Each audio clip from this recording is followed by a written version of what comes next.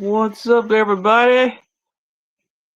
I hope everybody's having a wonderful day. I got something to talk to you about, guys. This is my very first interview with my good friend, Chad. It's Chad. I want to give you guys a very warm welcome to a good friend. His name is Chad. What's up, dude? What's going on, my friend? I hope you're doing well and hope the weather's up there good. Oh yeah, it's it's fine. It's what is it? August. It is what it is. Yeah, it's 100 something here in Texas. I haven't Yeah. been outside, so I don't know. Yeah, it's a little warm here, that's for sure. It's a little warm here. So I got like 20 questions I'm gonna ask. That's for one. Well first, like let me hear about like when did you start YouTube?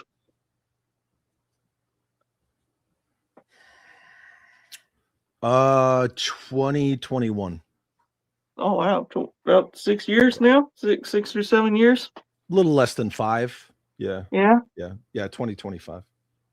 that's pretty cool. I started my channel in 2013 and I was in my 20s back when I started, so it goes back and forth. I mean, I used to be a knife collector for many, many years, and Right. Yeah. then I became a toy collector, and now I'm hanging out, with the casual toy collector, and I hang out with a lot of other collectors on here, and um, there's a lot of well-known people that I do hang out with. Is uh, 80s Toys Rocks. Don't know who that is.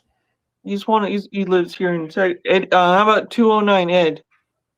Yep. I I'm know who good that is. friends with him. I'm good friends with him.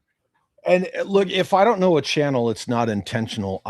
Oh, it's okay. I don't watch a lot of toy tubers at all. Yeah, Like yeah, I understand very, that. very, very rarely.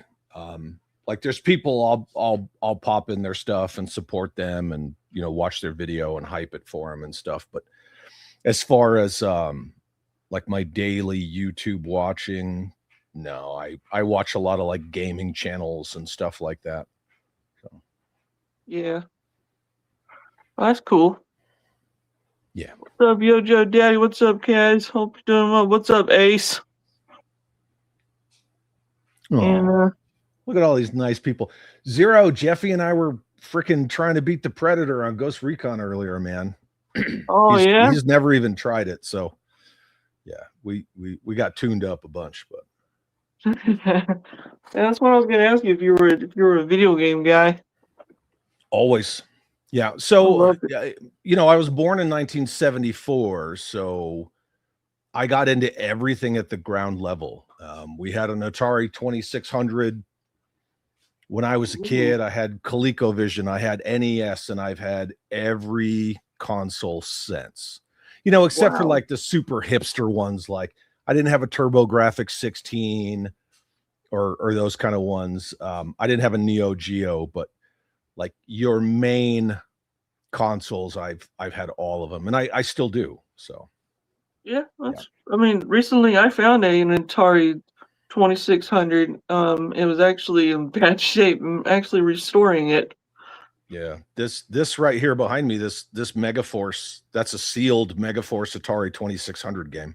Oh, dude, Yeah, nice. signed by Barry Bostwick, and I've got game carts all over the place. I mean, there's Top Gun right there. There's Oh, heck yeah. Contra there, and yeah, I mean, I've got carts all over the place. So Heck yeah, that's pretty sweet. I mean, I started my gaming was like I had the PlayStation 1 and then PlayStation 2 Slim and then now Xbox 360 and then Xbox One. That's the only things I've had in my time. yeah, I have PlayStation. I only go up to PS4, but I have the Xbox Series X. It's the one that sits right here next to me. So when I game stream, it's on my Series X. Oh, that's cool. Yeah. I mean, D-Town, what's up, dude? Casual says I just played Contra yesterday. Contra rules, yeah. oh heck yeah. Mm-hmm. And then I do so yeah, I made so many. I'm not going in order, so I'm doing different ones. So Like, so do you collect comics? Yeah.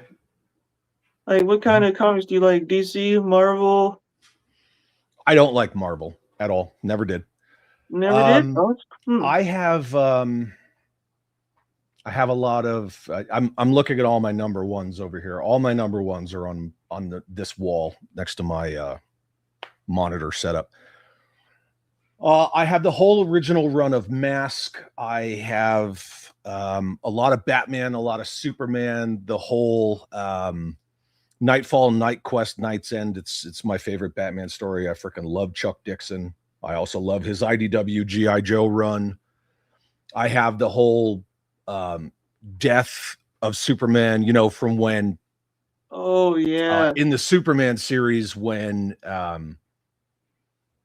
Doomsday first hits the ground, you know, all the way through that with the Justice League, all the way through Reign of the Superman, Return of Superman.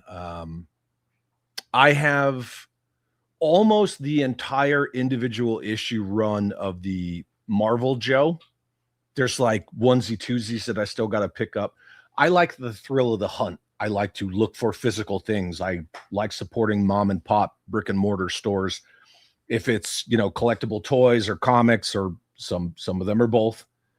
And I have a list in my phone, in my notes of the issues that I still need. And then when I find one, I delete it off the list and it's fun. I have all of the Chuck Dixon IDW G.I. Joe run. I have all of the Energon stuff up to current day. Just kind of a smattering. As far as comics go, you know, those toy properties that I kind of gravitate to, I have all of that. But aside from that, it's Batman. Yeah. Hey, Batman is what I grew up with. I have I used to collect the original Michael Keaton Batman stuff way back in the day. But yeah, Batman, I mean, I like all the Batmans, like the Beast Kingdom toys that are coming out. And then like all these other stuff, like I've been wanting to get one of some of those and all of that. Hello, Just Jeff. Hello, welcome. Welcome everybody. Jeffy. Yes, I collect spores, molds, and funguses. That's fun. And then so I do like so what was your first ever G.I. Joe when you were a kid? Flash. Oh, good one. Good one. Yep. My mother was 13. living. Oh yeah, of course. I got into G.I. Joe. Well, I got in with Real American Hero in the ground level. Before that, it was all Star Wars. My mom bought me some, you know, Masters of the Universe stuff, like in '81. And that was kind of that lull with Star Wars between Empire and Jedi. And, you know, got me some Masters toys. And this sleepy little beach town, it's not sleepy anymore, but, you know, in the early 80s it was, in Florida. And we walked in this toy store, and right there on the end cap, right in front of the doors, I still remember it, was all the Real American Hero stuff and Flash. He was my very first Joe. Yeah. Well, I mean, see, I started collecting, G.I. Joe probably way back in 2009, something like that, because I went back and forth with Transformers and G.I. Joe for years, and I got into the 80s line probably well in my 20s. I went to a store called Dallas Vintage Toys. Yep. And I used to go in there, and they had like this huge bin for like $5 of little figures of like not complete ones. Like here's Muskrat. Like I had him. I bought like so many, but I'm trading a lot of stuff so I can get more classifieds. But it's 6 months of collecting classifieds have been the best fun for me. But I mean, that's pretty cool. The Flash is your first one. My very first one was pretty much Beachhead. I love Beachhead. Yeah, he's one of my all time. Like yeah, I'm a on big getting fan of all of Beachhead. everybody's got a favorite. Everybody's got a first, and everybody's got a favorite, and that's just how it goes. So Yeah, yeah. Like, so also I do want to ask, what is your earliest memory when it was Christmas in the 80s? my actual earliest Christmas memory was 79. My mother bought me the Kenner Star Wars Death Star. Well, Oh. Santa Claus brought it to me, and then I subsequently smashed it because I was playing, and I had my X-Wing, and we assaulted the Death Star, and I threw it right into the Death Star. Yeah. And then my mom bought me a new one, which is why when I became an adult collector, I bought a complete boxed 79 Death Star, because it holds a very special place in my heart as a memory for me and my mother. So. Oh, that's pretty nice. My mother has recently passed 20 years ago, so it was like my first ever like G.I. Joe or Star Wars was what I first started. This is a Sigma 6. Oh, I know what it is. Yeah. This is Roadblock. This was the first probably getting back into the G.I. Joes, and I had every single one of these. This is the only one that survived. Right on. And I loved, and then ever since I love Roadblock. I have a bunch of different Roadblocks. But I like Roadblocks, Beachhead, Snake Eyes, Firefly is my all-time favorite Cobra character. But it's amazing on how people nowadays, even with Hasbro, I mean, they're making something great. I mean, for what they're doing in the whole line. Chooches, what's up, bro? Sorry. Oh, it's all good. Hey, everybody. Hope everybody's having a wonderful, wonderful, wonderful Saturday. Justin Booth. Justin Booth. What's up, Justin Booth? Welcome to my stream, man. First time seeing you in my stream. I even trimmed my beard for you. Mm-hmm. And so you're a fan of Valaverse, I guess I'm saying, I guess. I mean, okay. My thing with Valaverse is I like the fact that it's something new, it's fresh, it's its own unique story. It has its own lore. It has unique character designs. Yeah. I am not a primary 1/12 scale collector. And I think that all of these corporations that are risk averse and they have problems with creativity, you know, they're pretty much bankrupt in that department. Yeah. Their designers really just copy what, you know, probably more innovative people did decades ago. So my appreciation of what Bobby's been doing with Valaverse is that it's different, man. It's new. Oh yeah, it's like I got into them like very, very later on. It's like my very first Valaverse figures when I bought from Ed. It was actually a Crimson Technologies. This bad boy. Yeah, I got him. Well, you can't see him under my name, but he's sealed in the box right here under my name. Oh, that's cool. Yeah, I had one that was sealed, but suddenly the box just came apart, and I was like, well, I might as well just unbox him and do a video of him. I have a bunch. I feel that independent toy companies, they can take more risks, they can be more daring. They don't have, you know, a whole bunch of vice presidents and, you know, shareholders and like a board of directors breathing down on them, telling them, no, you got to make this because all we do is look at spreadsheets and everybody just wants snake eyes. Independent toy companies, they have a lot more leeway. And I also feel that with Valaverse lowering prices, while Hasbro's been just hiking their prices up on everything. You know, their whole model now is make less for cheaper, which means poorer, you know, quality. Yeah. And charge more. And I'm not a fan of that business model. Yeah. But again, that being said, I don't have everything Valaverse. I don't have a Vanguard. I have all the comics because again, I like the lore and things like that. Yeah. But yeah, figure wise, like maybe a dozen. I mean, are you familiar with the Delta 17? Yeah, of course. I love that series. They're right there. There's the Desert 2-pack sitting right there on the shelf. Oh man, cool. Like I even have the comic. As do I. It's it's pretty good. I mean, if anybody was wanting to get into like 3 3/4 inch, they're very highly like really good. Like I got Leonidas and some troopers, and then the one that looks like a bat. Oh yeah. My I like them. I mean, they're all well and good.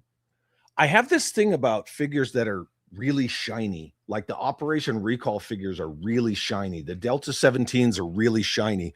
But like I'm looking at my call sign Longbow Ghost, he's not super shiny. Yeah, I've been wanting to get some of those. I've been really wanting to try them out, and also like Skeletron. Really want to try them out. Yeah. Because I've heard they're pretty good. Chuchis says, I like that Vala talks to collectors and shares a lot of behind the scenes involved in making the stuff we enjoy collecting. Yeah, he definitely he's a big fan of showing people how the sausage is made. And like he utilizes his resources, right? Resource management is a really good thing, not just in business, but you know, being a mature professional in any kind of field. He knew that my secondary MOS was combat medic. He knew that I had, you know, been deployed a lot. And when it came time to make his medic figure, he started hitting me up like, hey, I don't want to make a loadout like Doc and Lifeline and all this like antiquated 80s stuff. Because again, Hasbro just regurgitated it. He's like, what's some of like the most like up to date, really high speed medic gear? And I just sent him a ton of shit. And I was like, do not do a litter, man. Do a freaking Skedco.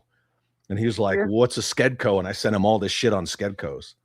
Oh man. And it's just those little details. Yeah, those little bit. Yeah. Brown Coat, what's up, brother? Hello, Brown Coat. Welcome to my channel.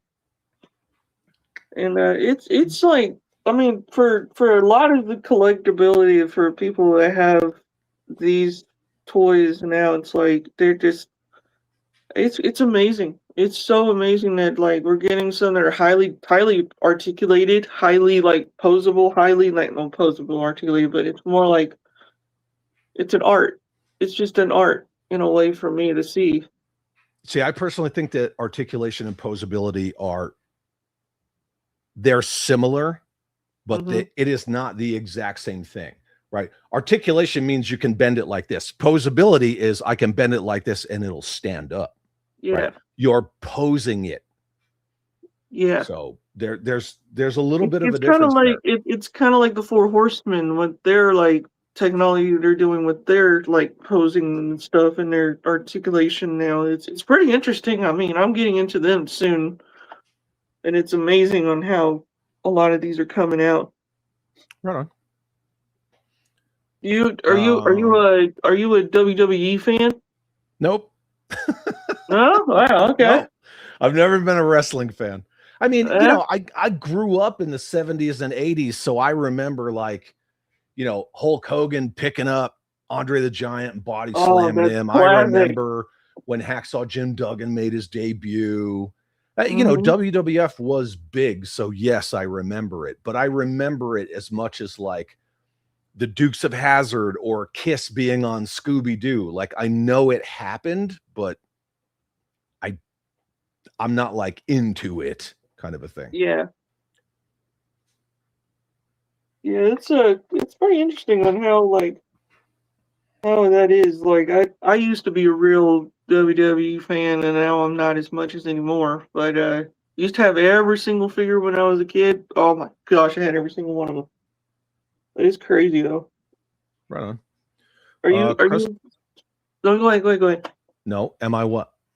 Are you a fan of Ninja Turtles? No. No, Wow. no. Half the people in the chat are probably laughing when you asked me that. No, I was never into the Turtles. Never, ever. I read the original Eastman and Laird stuff, like everybody did back in the day, before the internet. People were like, oh, have you seen this comic about these turtles that are ninjas and it's black and white? And sure. But once Jeffy says, there it is. Once Mark Taylor came over from Mattel, right, because he saw the writing on the wall with Masters of the Universe, so he was smart to jump ship. But once Mark Taylor got over there from Mattel, he really steered the ship of what would become the popularity of the Ninja Turtles. Don't listen to this guy. Just don't. No, don't do it. Don't do it. So I own one Ninja Turtle figure, and it was gifted to me by Jeffy there because it's Michelangelo with the Batman cowl on. Oh, and he's actually right cool. back here on a shelf. And then Jeffy also gifted me the Ninja Turtles arcade 1-up, and that's actually out in my Joe room. So, oh, that's cool. That's cool. D-Town's, wait, Kiss was on Scooby-Doo? Yeah, man. And then Yeah. Crusty Old Crow said, I wish more veterans were consulted for military toy lines. It's stuff vets offer for free. Companies like free, don't they? Yeah, they do. Yeah, pretty much.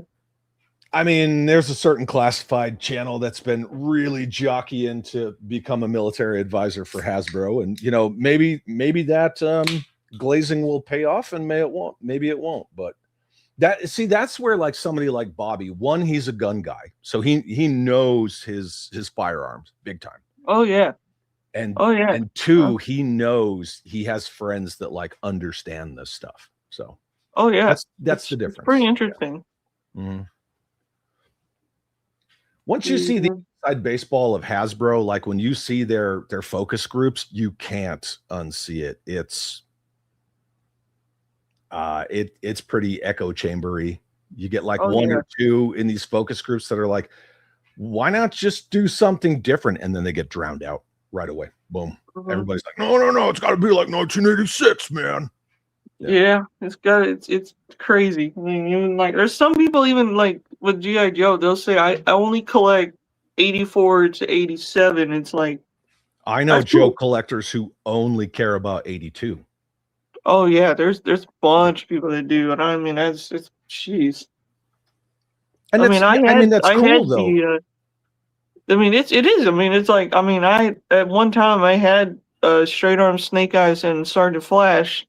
And I recently traded a bunch of them for the Vamp, for the classified Vamp.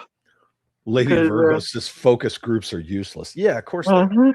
Yeah, they're absolutely worthless. But yeah, it's pretty interesting. I mean,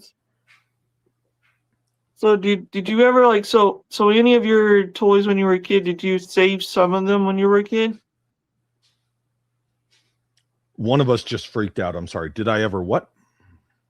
Did you ever save one of your figures when you were a kid, like one of your very favorite ones? No. No? Oh, wow. Sadly, all of my childhood toys, they all went the way of, yard sales and given to other kids and things like that. And I didn't start adult collecting until the mid-aughts. Yeah. Okay. Now I always had onesie twosies. So like, I would travel all over the country.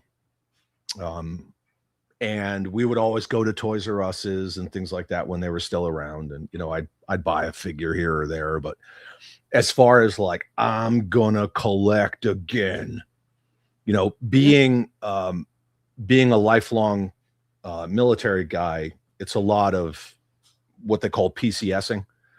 Mm-hmm. And that's primary change of station. So like a lot of moving across the country, boxing everything up every couple of years. It's really hard.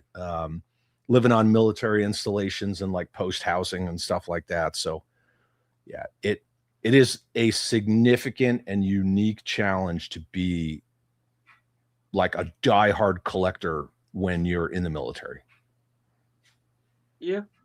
And I want to say thank you for your service. I mean, Appreciate that. it's I love it when I talk to veterans, even with Krusty. I mean, it's like I love when I hear people talk about like how they did this stuff, what they did, and all that. And it's I love it. I love the military stuff. I used to collect a lot of the military stuff. Yeah, I will talk about like some aspects and stuff like that, but I don't get into like nitty-gritty stuff. Oh yeah, yeah. Yeah. But no, yeah, Krusty old Crow's awesome. Crow's a good dude. He's got Oh a yeah. lot of unique insights on stuff. Yeah, it's pretty interesting. I mean, like I was recently watching one of his videos. He went to a Canadian's house that had a whole huge collection of like classified collection, Right and on. it was amazing. D-Town Joey says, I think 85 was one of the better years for Joe. The Flag, the Whale, the cartoon went into its first full season. So many good Joe memories. And that's why 1986 was the most profitable year in the history of the IP, because you're literally coming off of that freaking banger year with 85. Yeah.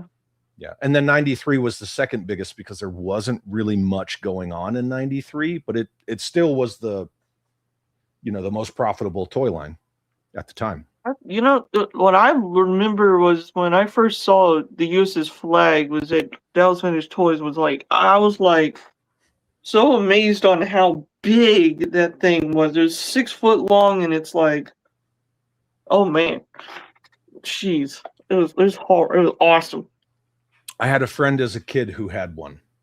He was Oh. that little Richie Rich kid. His father was like a surgeon. And back in the 80s, if you had satellite TV, you had like a massive, like 18-foot diameter satellite. It wasn't the small ones now. Like it was like a giant satellite dish that they had to like install on a concrete pad. And he was one of those kids. And he had a Flag and he treated it like it was always in his way. He would walk over it, like walk across it. Oh wow. Yeah, and he was like, "Oh yeah, you haven't seen that thing? Yeah, it's just over there. It's just always in the way." And I'm like, "Bro, come on, man."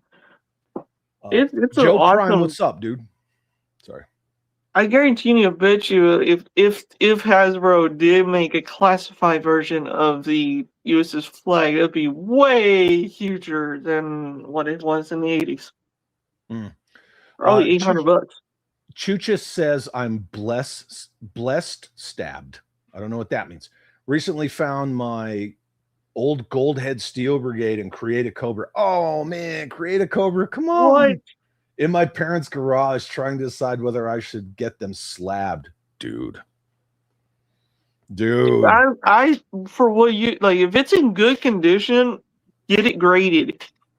Get them graded or get them something. Awesome. Put them in something. That wow.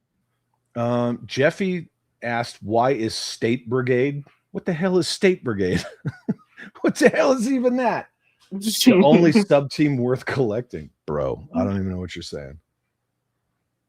Oh man, what's up, Joe Prime? What's up, man? Good to see you, dude.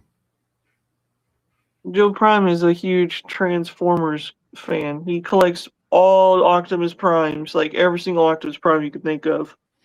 Look, again, I was into GoBots because, GoBots based on Machine Robo. It came to the States before Transformers, but I mean, who doesn't love Transformers? And I have always, pardon me, I have always been a fan of, I like Joe with my Transformers and Transformers with my Joe. Always. I have all the old 80s crossover cartoons. I have a big sticker on the back of one of my FJ Cruisers, and it's the Cobra logo with the Decepticon in the center. And I've just always been a massive fan of that. Always. Yeah, it's pretty interesting. I got a shit ton of Transformers in my Joe room. So, but generally I go for masterpieces or like the third party ones. Like I have the Jinbao Devastator because when you put, this Masterpiece Prime and this Masterpiece Megatron, which I've got a couple of them right up here on the shelf, you can just barely see their feet. But when you put them with a 1/18 scale Joe, they're not like perfect to scale, but they look great. Yeah. They do display really good together. And then that Oh, yeah. Jinbao Devastator, it's just nails it. So See, but my I've my always been a huge favorite fan. my favorite Transformer of all time was Sunstreaker. Really? Loved Sunstreaker. Loved Sunstreaker. And I've been trying to find a complete G1 Sunstreaker for years. And I never can find one in mint condition that's like very mint in a way of it all. You could go to Amazon and get a third party one for like $80 and it's True. banging.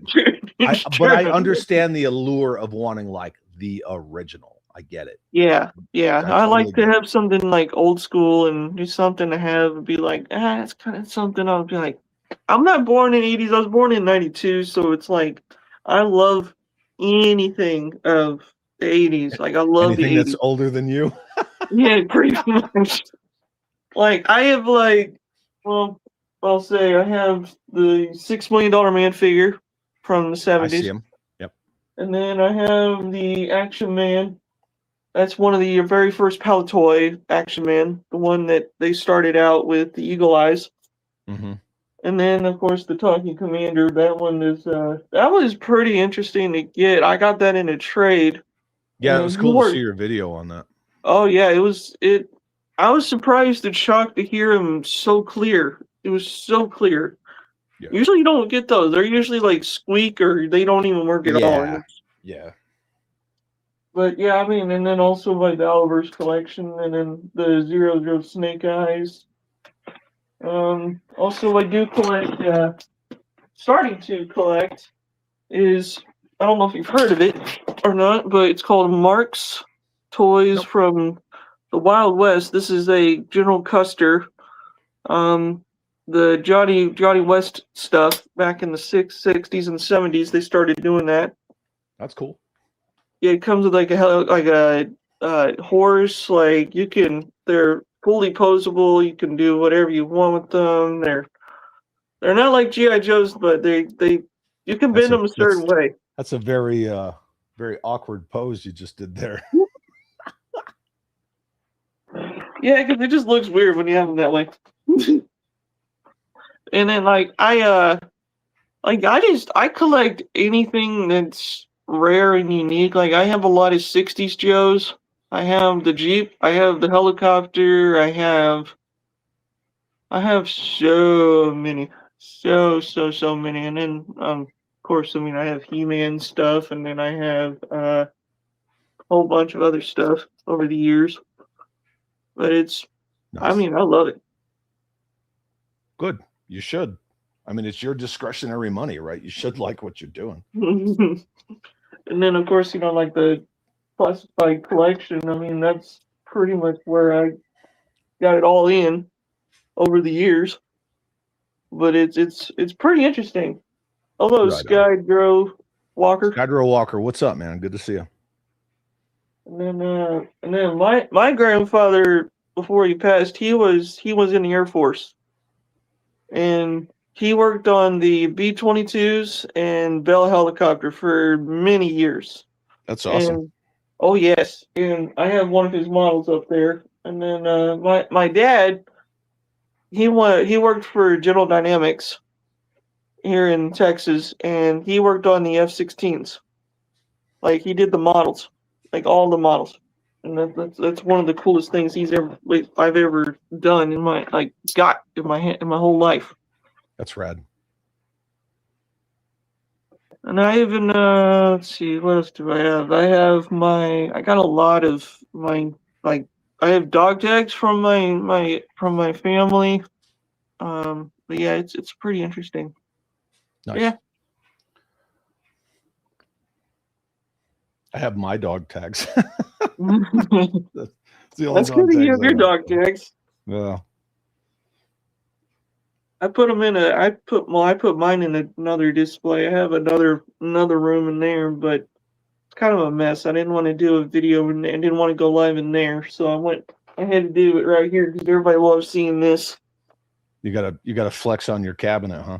Oh yeah, that cabinet was it was made by me actually. It was built and actually designed by me actually, and couple of my dad's friends put it together, of course, but it was designed specifically the way I wanted it. Was my dream display, glass and lights, which half the time when I'm on my computer, people can't even see the collection because these lights are so bright. Right. Crusty Old Crow's got a question. Let's see. Let's see if I can get up here. Question. Question for you: if you were convinced as a kid modern toys are as world that worthwhile as a video game, what toy from your collection would you show them? For me, Halo. That's what I would do. Halo. And if you want to go back to the old days of Halo, that's pretty much Halo or Call of Duty, because Call of Duty doesn't really have much toy line. As McFarlane, actually, I think Spawn made a few of them.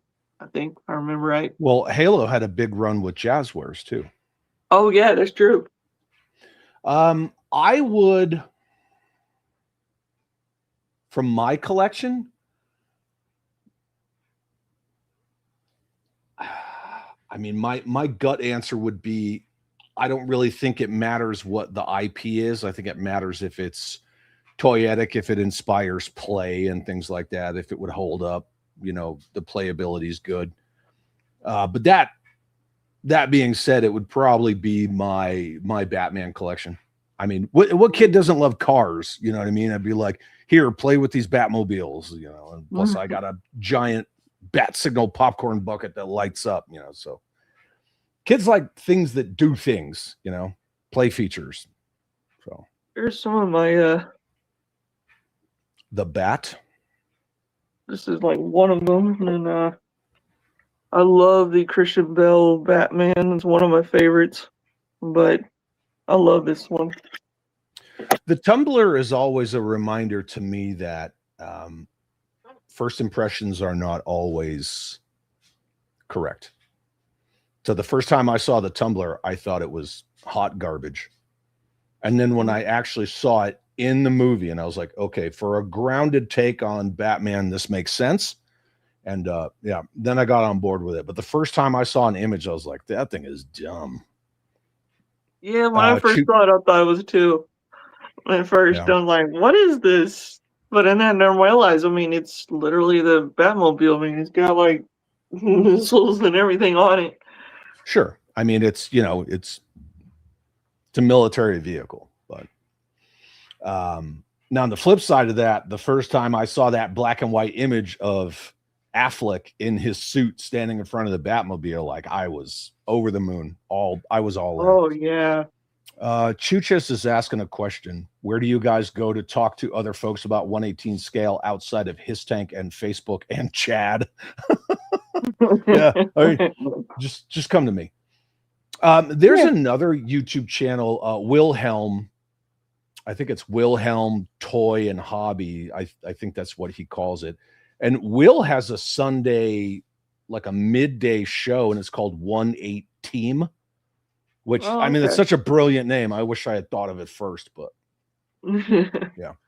There's a lot of good 1/18 channels out there, but you know. Quite a bit. I mean, for what it is. Gotta stand up for the Lord scale. And then like if you you know who Yojo Daddy is, right? Yeah, 610? Yeah. Yeah. I've seen his collection. His collection is pretty big. But the one guy in the chat right there. yeah. And then of course and then there's another guy that I know. His name's Woody, and he has the world's biggest collection of classifieds. Like I've never seen so many like in his collection. Mm-hmm. Like he's got quite a bit of them, and I'm still trying to hunt down several over the time, but yeah. Toys aren't what they used to be. They don't produce enough. You can't go into a store now and get into a line that's been around. I mean, classified's what, like 4 years old, 5 years old, 6 years old, something like that. And you can't just go into a store and pick up you know, this year and last year, like you used to be able to do in the 80s and even into the 90s. There are no real toy store chains anymore. You have to rely on the mom and pop stores because big box retailers don't give a shit. You know, they put out the wave, whatever doesn't sell, they either put it on clearance or they send it off to Ollie's and Ross. And Oh it's yeah. it's just really hard to get into any kind of a toy line without using, you know, mom and pop stores or, you know, going to places like Whatnot or eBay and all that stuff. It's interesting. You know, I've Jeffy, been why are to. you dying? Why is Jeffy dying? Yeah. Don't die on us, Jeffy. Don't die. Don't die. Oh Lady man. Virgo, who's living rent free in whose head? I don't know what that means with the hashtag. Who knows?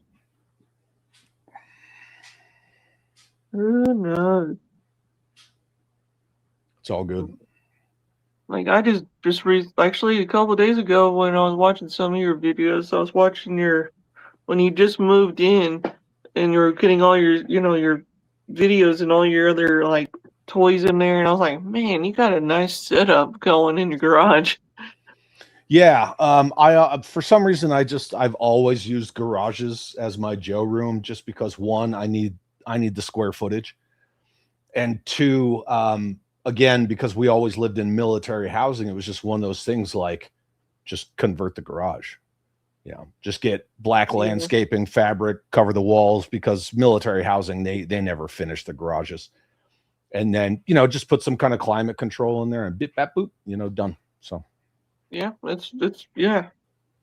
it's pretty interesting. I mean, I was watching, I was like, man, you do have quite the collection. I was kind of like, man, so you have like all of the like 80s Joes, like all of them, like every single one of them. I have everything in the 118 scale, which it's kind of a loose description of 3 3/4 O-ring and the true 118 scale, which is the 4.015, like the modern construction figures. Hmm. I have everything from 82 to now. Oh wow, Yeah. wow! And they're all in like great condition, pretty much, like in Yeah. good I'm condition. okay. So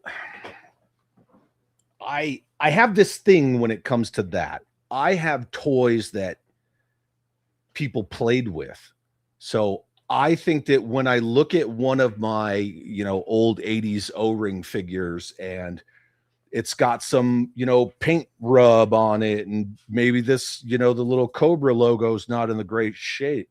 To me, that's history. It has soul, it has heart. It So has I love. like toys that were played with. Now, Oh granted, yeah. I don't have anything in my collection where like some kid went, you know, ape shit with like a Sharpie on it or something like that. You know, I don't have stuff like that, but I'm a big fan of purchasing toys that are incomplete and then completing them. So like Oh yeah. my Night Raven was probably 75. I don't understand the percentages, right? So I'm just ballparking. It was Yeah. probably like 75% complete. I Oh had the wow. whole vehicle. I had the drone for the back, but it was missing like the air brake flap where the machine gun Oh. is on, or the Hmm. blasters or whatever on the top. It was missing that. It was missing the pilot. It was missing a couple of the missiles, one of the engine covers, and I completed it because the way that I approach my collecting is I am the steward of all of these items until I decide that I'm done and I pass them on to somebody else. So finding incomplete stuff and completing it, one, I saved that item for somebody else down the road. Two, it's actually cheaper, which Yeah. I think a lot of people miss that. Hmm. I've always said that I don't understand a lot of like current day collectors. I don't want to call them modern day collectors, but maybe it's people that just kind of, you know, they had cabin fever during their lockdown bull crap or whatever it was. I'm trying to not swear on your channel. But We're fine. you get these people and they're like, no, I got to get it like this. I got to get that. And it's like, you can get something that's like not complete and then complete it for pennies on the dollar. However, it depends on the item. Some items, yes, like you will make out like a bandit if you complete it. Other items, depends on what it is, right? Yeah. So the Defiant, Ooh. no, the Defiant is a money pit. Oh It yeah, just is what it is. is. Oh man, I've seen people even. Even there was a guy that I've been watching that made a 3D printed a classified version of the Defiant Steve's that he's Toys? working on, and it looks cool. Is it Steve's Toys?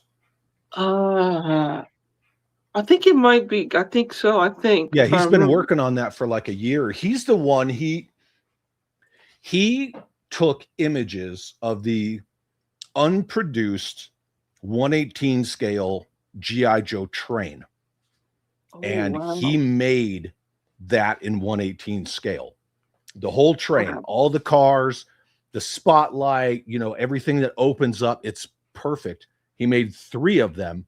He has one, I have one, and then he gave one to one of the original designers of A Real American Hero. And it's awesome. It works. It runs. It's a freaking Wow. awesome train. Yeah.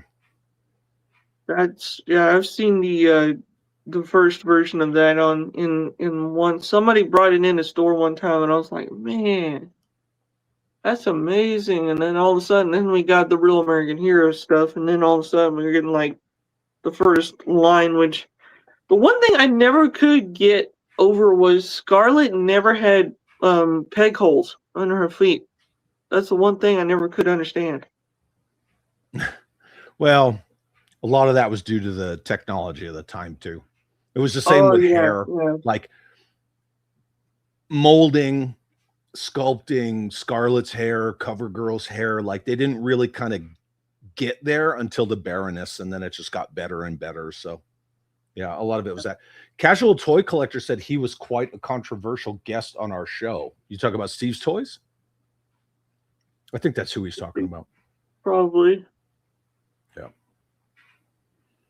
Yeah, I mean, he can reproduce some awesome stuff. He reproduced that Cobra Mothership that Super 7 tried to crowdfund. He reproduced it so perfectly that Brian Flynn... I saw that in real life the other day at Metroplex the other day when I was up there. One guy had one. Oh my gosh, it was amazing. Well, the moral of that story is Brian Flynn actually approached him and thought that somehow he poached their files for it. And he's like, no, I made those files. So yeah, I made them. It's all good. Yeah, Steve's a unique dude, but I think what a lot of people don't understand about Steve is he worked on the classified line for years. Oh, wow. He had a hand in designing a lot of their HasLabs, things like that. And I think people just either don't know it or they just miss that point. That's the one thing I'm working on is getting some of the HasLab stuff. I have one. I have the Hiss. It was gifted to me by a good friend, and I converted it to 1/18 scale. And it works perfectly. Wow. Yeah, I have an 80s Hiss tank somewhere. I can't find it anywhere, but it's complete, but it's nice. I'm the only one I want is I really want the Rattler in the HasLab set. I want the Rattler because it's so cool. I put my hands on one last year in New Jersey at the Toy Tuber Expo, and yeah, I mean, oh yeah, I forgot about that. Yeah, it's an upscaled Cobra Rattler. It is. It's very well detailed to the bone, to the point where it's like Wild Weasel, and you get Baroness in the flight suit, and then you get a gunner. I mean, that's so cool. That's one thing. One thing is unmasking Wild Weasel, which nobody ever did that. I don't think anyone's ever done that and stuff.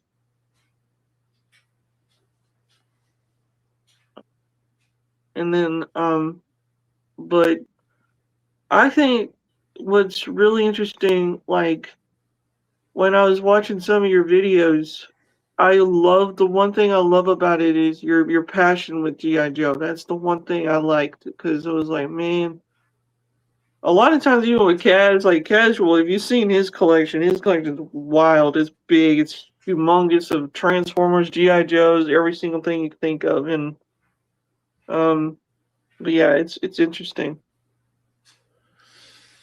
Well, I try to not say it all too often because nobody likes a broken record, but Joe shaped my whole life.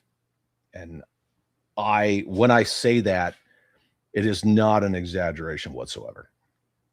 So, Yeah. like from 1982 on, Joe had the biggest impact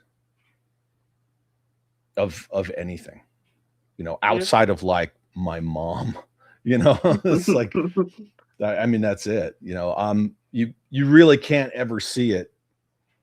You know what? I'll do this for you. I'll do this just for you. You really can't ever see it. I'm pulling up my camera controls. Oh, But you see this right here? let's see. Hold on. Like, This is my shadow box. Right? yeah, okay, yeah, yeah. Oh yeah, that's cool. You see that? Yeah. There you go. There's the uniform. I mean, that's all because of G.I. Joe. All Yeah, of that's pretty good for old G.I. Joe. Yeah. So it's just one of those things like you don't ever really see it kind of a thing. Yeah. See now, look, now I'm all messed up. Now I'm all messed up. I'm all stupid. No, no. But yeah. Yeah, I can never stress that enough that Joe shaped my entire life. Every place I've ever been, every experience I've ever had, good and bad, is because Real American Hero came out in 1982.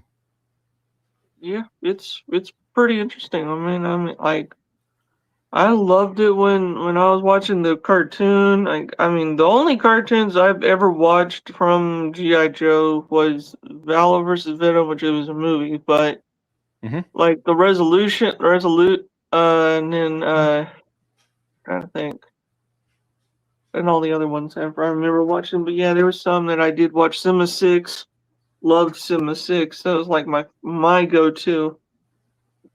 But yeah, mine's Resolute. I think Resolute's good. I like Resolute because it could be, an immediate continuation of the Sunbow stuff, and you don't even know there's already established characters. I mean, like they're talking about Major Blood, having his subscription to Life canceled, and like you should know who that character is. So I like the way it just picks up. They don't have to do any kind of like exposition or stupid ass like, here's the origin of G.I. Joe. It just boom, there it is. And it definitely grew up with us. Oh yeah, it did. It's yeah. Krusty says buying HasLabs makes my house feel too small. The biggest downside of going 112. And then Justin Booth said, I just bought 6 1/18 scale Joe vehicles, still in the box for the cost of the last classified HasLab. Boop. Yeah. Ooh. Krusty Old Crow says Bazooka got it bad and Resolute. Yeah, they did. They did him just as dirty as Major Blood. Like, oh yeah, we're just gonna delete you off screen. That's fine. But again, right, it showed that G.I. Joe had stakes. Not everybody had parachutes and blah blah blah. CC Murphy, what's up, dude? What's up, CC? Welcome to my channel. And then Chucha says, yeah, I'm trying to get myself detached from my 112 stuff so I can get rid of it, make room for modern Lord scale. There you go. Bought the 112 scale despoiler just to convert it to 118 scale. Man, it sucks what they did with that thing. Again, that's that like, yeah, just the ego and the hubris of, oh, they'll buy it. they'll buy it. It didn't Yeah, really for work out in $100 their I favor. don't know about that.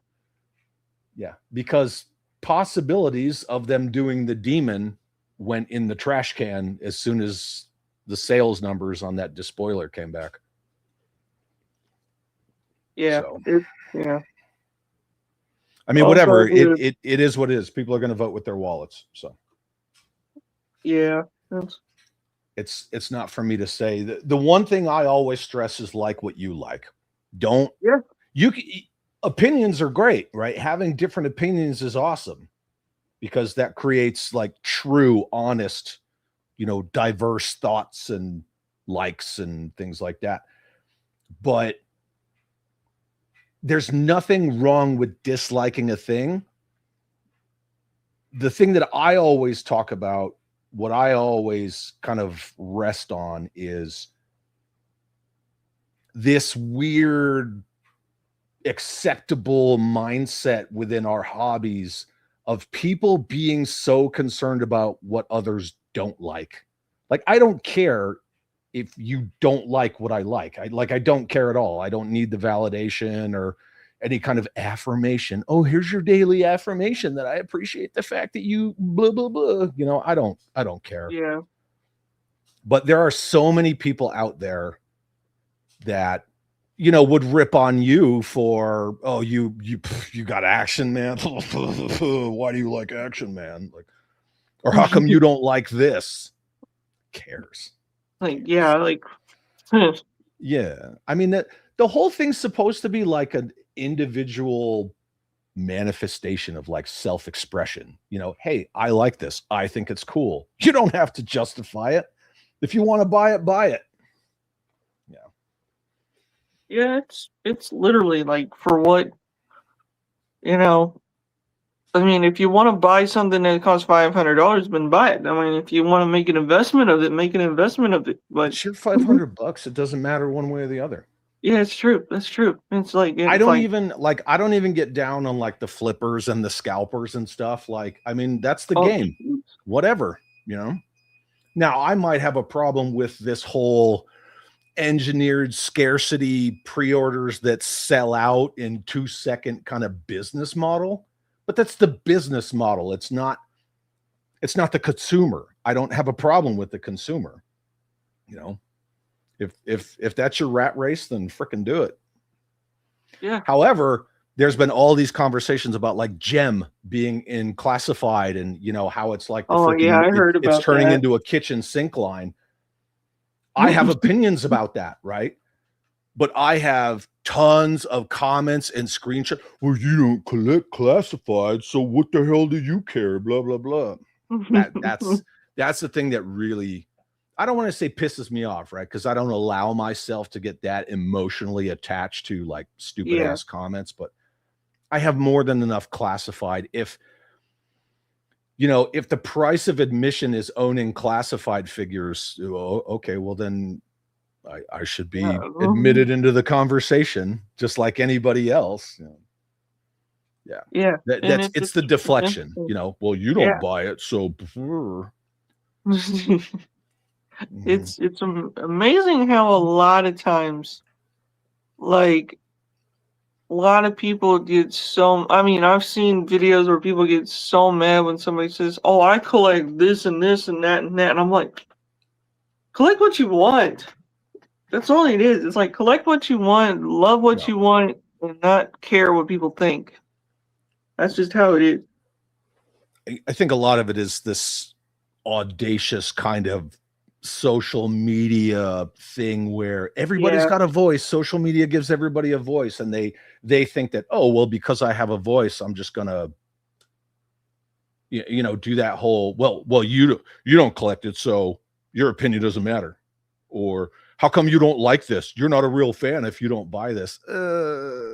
Maybe just go back to your porch. So, yeah, it's ridiculous how a lot of times, even like I've even watched one where they just totally will trash the, like, Armand, which Real American Hero. I cannot say it right because it's abbreviated, and it's like a lot of people will trash that, and I'm like, because people said, "Oh, the articulation was horrible." Oh, this, and I'm like, you do realize from '82, from '84, when the swivel arm battle grip came out in '83, it was like revolutionary. People never thought about that in some Well, way. yeah, I mean, in '82, it had amazing articulation. Now, granted, they kind of borrowed that from like the Mego chips and things like that. In fact, Yeah. they used Mego chips figures as the, the little line review for Real American Hero. But yeah, then you got in '83, you got the swivel arm battle grip, and then in '85, you got the head swivel. Mm-hmm. Right. So they were always upping their articulation. And now you look at O-ring figures, they have swivel arm battle grip, they have forearm articulation, they have, boot articulation. Oh yeah, they got like it's amazing on how like when I first got my Delta 17 figures, I was just like, what? These are kind of cool, but what does it take the purpose from having them, even though you can bend the Yep. elbow, you can twist the arm now. And I'm Yep. like, man, that's so even awesome. And then of course, I love how they did the tattoos on these. I mean, that's just amazing. Yeah. But again, it's the uniqueness of something new. And I Yeah. understand, like, there's a lot of people. I love G.I. Joe in the 80s. I don't have those toys anymore. I got into classified. Cool. I'm not going to rip on anybody for what they like or don't like. But Delta 17 is unique. It's its own story. It's its own lore. It's a period piece kind of a toy line. New characters, same with Strike Force Alpha, same with Call Sign Longbow, same with Valaverse, and on and on and on. It's not. It's amazing on what. Here's your 90th Spider-Man. Here's your 1,000th Spider-Man that you probably created a long time ago. Yeah. It's like amazing on how there's just so now we're getting the new Spider-Man when they came out. Like it was pretty good. I liked it, but it was like, oh, you would love it. You'll like it. There's some familiar people in it. Maybe. I mean, John John Bernthal. He is probably the best Punisher we've probably ever had in the Marvel universe. Like that's just me. I'm gonna he's the only Punisher in the MCU that's ever existed. That's true. Because Thomas Jane was not MCU, so yeah. I mean, the way neither was Ray Stevenson. Oh, Ray Stevenson just took it a little too serious. I think in the movies it was a little more war journal. Yeah, it was. Yeah. Punisher, but it's like I don't collect Marvel stuff, but I mean I've read enough about it, so I'm just like, yeah, okay, whatever. But I think part of with me and Marvel and how the success of the MCU became like this weird gateway drug for every normie to get into toy collecting. Mm-hmm. I mean, yeah, on one side of the coin, that's great, right? A rising tide raises all ships. But on the other side of the coin, like you get a lot of certain people into collecting where I'm just like, maybe you should just not say anything. I mean, for a lot of people, even like I love the one thing about DC is the Flash. I'm a huge Flash fan. I mean, hopefully one of these days when I do get my man cave done, I'm gonna try and find every single Flash figure ever made. Nice. And it's gonna be impossible because there's so many in this whole like area now, like with the whole superpowers and all the other ones, the newer superpowers, the Mattel versions, like there's so many in some way. Lady Virgo says, best Punisher, yes, the figure looks like shit. Oh yeah, it kind of does. I mean, I'm gonna say that. That I'll agree to. That yeah. I wouldn't know. I don't have an opinion on that. But that's because I don't collect Marvel stuff, so I don't I don't ever really look at it. Yeah. Chucha says, speaking of Ray Stevenson, I'd argue he's the best of the new live action Star Wars characters they've come up with. Yeah.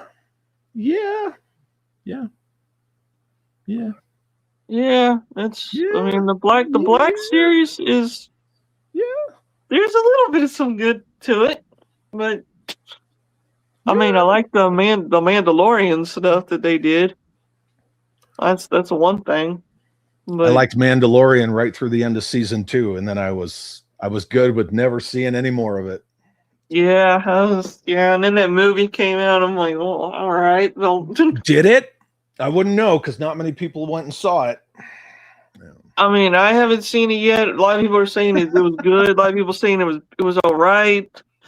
The one thing I thought was really cool when we were when I was watching it, we got Ahsoka. We finally got like a live action Ahsoka, even though she was in the other ones. Yeah, but, Mandalorian season 2. Yeah, she was really good, and also, I mean, let's not forget Sebastian Stan playing as Luke Skywalker. I mean, he did a great job as playing him. When? He played, yeah, he did. He played as Luke Skywalker in The Mandalorian in season 1 and 2. When I didn't think that was Sebastian Stan in the mocap. I mean, a lot of people said he was playing. I mean, maybe I got it wrong, but I don't know. I mean, a lot of people said that Sebastian Stan was playing. Sebastian Stan is the fan cast of if they did anything like between Empire and Jedi or like immediately post Jedi. He's the fan cast for that. So okay, yeah, I could be wrong about that then. Yeah.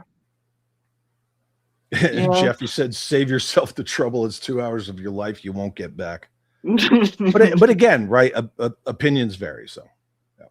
Oh, okay, Jeff. Thank you. I was wondering. I thought I could have sworn he played him, but I guess not. Maybe it's just no. A lot of people have argued that if you put a picture of 83 Mark Hamill next to Sebastian Stan, but this is from like 5 years ago, that they look very similar, and he could pull off a Luke Skywalker.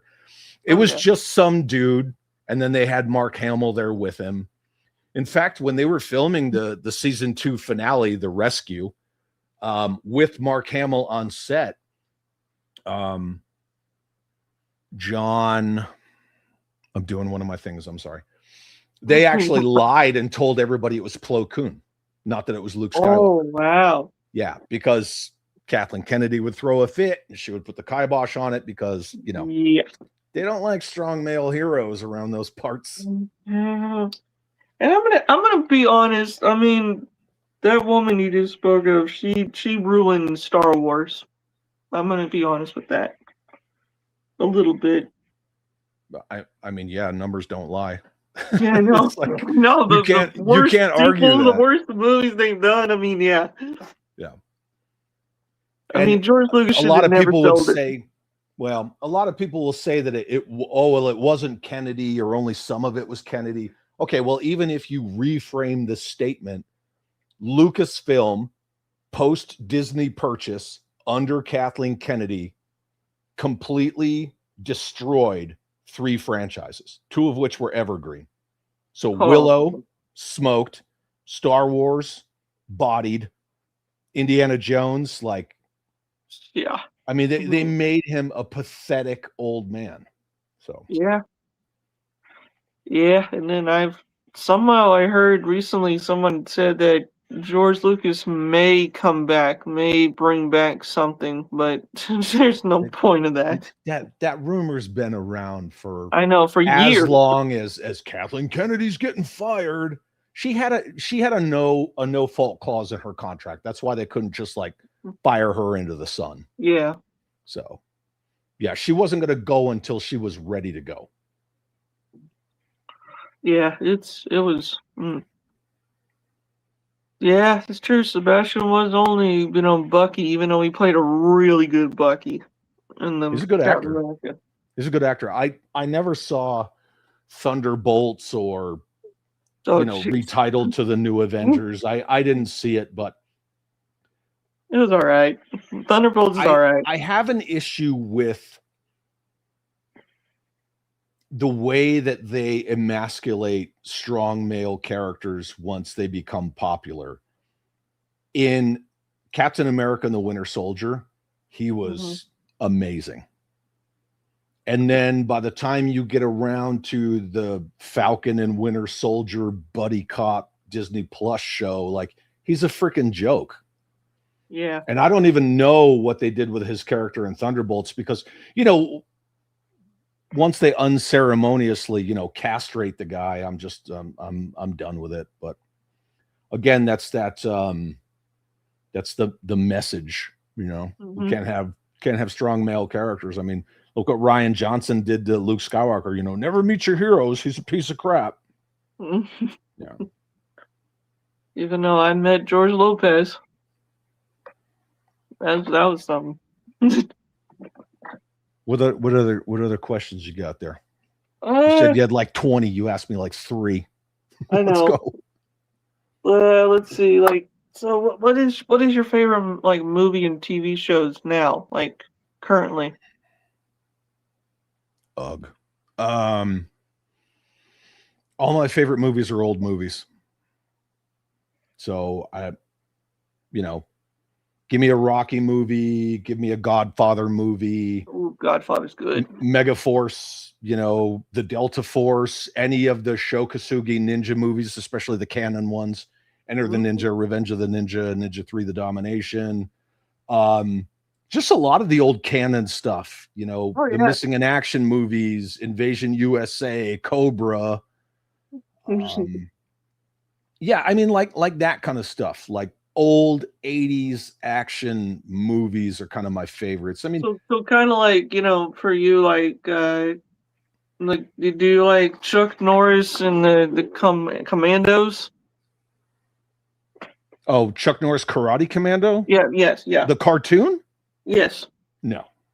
No? Oh. No, I'm good without that. Which is interesting because I really enjoy Rambo and the Force of Freedom. Oh, yeah, that is good. That is good. The toy line was awesome in its day. I mean, granted, it was still no G.I. Joe, right? G.I. Joe has always been my number one. But yeah, I mean, I big fan of John J. Rambo. Favorite TV show? Okay, so right now, the ma'am, aka my wife, my better half, her and I are watching House of the Dragon season 3. Ooh, it started off great, and now it just sucks. So I don't know if it's going to get better.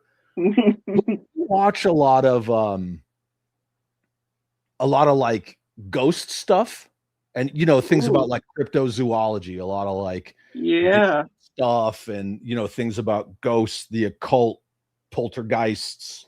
Like do you like the paranormal movies, like the one like yeah, paranormal movies, sure, but we watch a lot of just like paranormal TV. Yes, I saw all of the Expanse, Chuchus. Yep. First 2 seasons were great, then it slowed down, then it got a lot better at the end. But I like Jeffy says, Megaforce is always the answer. Yeah. We watch a lot of stuff like that. We'll watch a lot of like true crime dramas and things like that. You know, like the I think there's like a series on Netflix or Hulu. My wife, she's a big stan for Hulu. So every time I come in the room, I'm like, what are you watching, Hulu? And there's this series called like the Influencer Files, all about like these social media influencers. Oh, I heard about that. They wind up getting Minecrafted, you know, either by somebody else or by themselves. And it's crazy. Yeah. Oh yeah. Lady Virgo, Tombstone, 100%. Tombstone. I'll be your Huckleberry. Silverado. A lot of people don't remember Silverado, but it had a very young. That's what I was about to say. Yes. It was his very first movie he ever did. Silverado is so good. But it's so good. Tombstone, it's one of those like hell yeah, kind of stand your ground, revenge, like get them all kind of movies. You can't go wrong with Tombstone. Unforgiven. Like there's a lot of good Westerns out there, but yeah. I love a ton of stuff. I don't know what I could say. What's your favorite movie? Because I think favorite movie is the same thing as favorite music. It's all based on like timing and mood and things like that. And I've always felt that, I mean, this is just me, you know, from my perspective looking out, if anyone could say like, oh, this is my all-time favorite song, it's like, yeah, you know. I mean, 1 minute, like I'll get in my car if the mood strikes me, and I'll be like, oh, I want to fucking jam Working for the Weekend and just blare it, you know? Yeah. And then an hour later, I'm like, okay, well, now I'm going to listen to some Slayer. It's, you know, it just depends. So, and that's that one being thing I was said, going to look, ask you. What was your favorite bands? You got a lot, Doug. You got a lot. I love a lot of stuff, from old Delta blues to like the early 50s rock and roll to Ooh, yeah. modern day synth wave stuff. I listen to a lot of like dark synth wave when I'm like working and editing and things like that. It doesn't matter. Old school punk rock, New York hardcore. I mean, that's the stuff that I really like cut my teeth on as a kid. But you know, I'll listen, you know, to the album Electric by The Cult, and then an hour later I'm like, oh, now I want to listen to some Johnny Burnett and the Rock and Roll Trio, or you know, just like some old 40s jazz. It really doesn't matter. Yeah. It doesn't matter. A lot of it is, what am I doing? What's my mood? And the reality is, I don't watch a lot of movies. I really don't. I have a massive, you know, physical media collection, but I'm busy. You know, I'm all like, I stream 6 days a week. I got 2 dogs, you know, that constantly need my attention. And, you know, I'm a doer. I'm always doing something. So, yeah, there's nothing wrong with that. I mean, I've watched some of your videos with your dogs in them, and it's cute. I love your dogs. yeah, one of them's lying on the couch behind me. That comment from Jeffy about Britney Spears, that's a lie. That's a lie. 100%. Well, I mean, that's my time period. That's what I used to listen to when I was a kid. But I mean, there's a lot of music I've never even heard. You know, people they talk about like this artist or that artist, and I'm like, never even heard them. Yeah, I mean, for me, I grew up like in the even though I grew up in the 90s, but the 2000s. But also, my first introduction from music was Pink Floyd. Loved Pink Floyd. Loved Pink Floyd. Love Aerosmith. It's classic, yeah. It's very classic. And what's funny is a lot of people even ask me, they're like, how do you know the words? I'm like, because I've listened to it over and over and over to the point that I know all the words. Because they're classics. Skybro Walker asked, should Lego take a run? Oh, damn it, it moved. Some bitch. Should Lego take a run at making some Joe products since the Transformers did so well? They do have a knockoff version of Lego G.I. Joes, but I mean, I don't know. Are you talking about the Creo stuff? No, not the Creo stuff. There was some like somebody about Built to Rule. No, this right here behind me. No, it's not Built to Rule. It's not that one. No, it's like, it's kind of like you get like, it's a small box, but it has like Snake Eyes and yeah, something like that. But yeah, I know about Built to Rule because I had a bunch of those when I was a kid. I freaking love the BTR Joe stuff. The fact that they were all unique vehicles, you know, I love them. Chucha says, I missed it if you answered the question, which we didn't. Do either of you have any dioramas in your display room, or do those just take up too much space?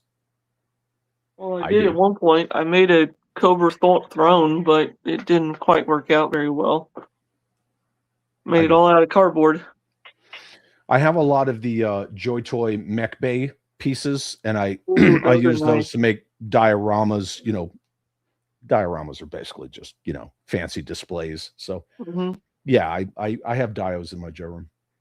And then where all my Snow Joes are, I bought the old Empire Strikes Back, the Hoth playset, and I just took the Probot the probe droid. I took the probe droid off there and just put it in a drawer so it's, you know, safe. And yeah, I have a bunch of my Snow Joes. Yeah, I try to do stuff like that. So Oh, wow. It's been one thing is pretty interesting on how, like, I still remember way back in the day I had, let's see, original Harry Potter Lego sets. I had the original Spider-Man sets. I had, except I didn't really care for the sets. I only cared about the Lego minifigs. So I had a bunch of them when I was a kid. And I do have the Creos. I did have one Creo figure that I found a while back digging through my stuff, and, well, sadly, well, the arm broke off of it because it was so old. But I never got down with Lego. Never. yeah, no, a lot of people never did. I mean, I had some, and then I just got out of it. I was on some dude's channel, and he had this whole thing about like, oh, well, part of my shtick is like we build, you know, little Lego blind bags or whatever. So go get this specific Lego blind bag, get like 4 of them, and we'll open them on stream. And I'm like, oh, okay, whatever. Right. So I got to do like homework. And I go and I buy these Lego minifig blind bags, you know, and I open the bag and I dump everything out. And I'm like, I got to build the figure. The figure I got to build. And I'm like, yeah, that's the stupidest thing ever. Yeah. I was like, no. Shut up, Jeff. Elvis is a king of rock and roll. Stop spreading your lies. Oh, heck yes. Elvis. I went Graceland. I went to Graceland. Oh. It's pretty interesting. Yep. Did you go to Sun Records too while you were there? No, but I went, and so when I went into his house, Hound Dog 1, Miss Lisa Marie's the 2 airplanes we got to go into.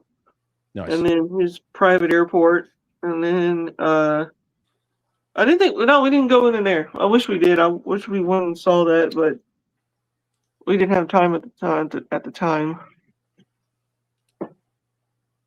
All right, more questions. Let's go. I'm interested in all these questions that you supposedly have. Yeah, most of them. Yeah. Let's see. So you're not a Transformer fan, right? I already asked that. Yeah. Oh yeah. Okay. I forgot. Because it's like it's crazy that I'm doing an awesome interview with you. Just a dude, another dork like everybody else. Hey, I'm a dork too, doesn't matter. That's why I said like everybody else. 6 Elements saying, "What's up? What up, Reno?" Like, I think I just completed the list, I do believe, because there was only a few, and, you know, you didn't like a couple of things, but, you know, the WWE stuff, and then, oh, wait, who is your favorite video game character? Solid Snake. Oh, classic. I thought you were gonna say like Lara Croft. I thought you were gonna say that, but I'm a big fan of the Tomb Raider games. But the thing with Tomb Raider, and it doesn't matter if it's the new like Survivor reimagining from like 2016, 2017, whenever that was. The thing with Lara Croft is that is a very like personal, dare almost say intimate, like it's just you in the game. Yeah. So for me to sit down and be like, okay, I'm gonna just play all the way through, you know, Tomb Raider 2. You gotta have the time and so on and so forth. But yeah, it's always Solid Snake. Absolutely. From the original MSX or NES versions, you know, they're a little different. The 8 the top down all the way through Metal Gear Solid 4. Yeah, it's always Solid Snake. And that's why like I love Metal Gear. I love it.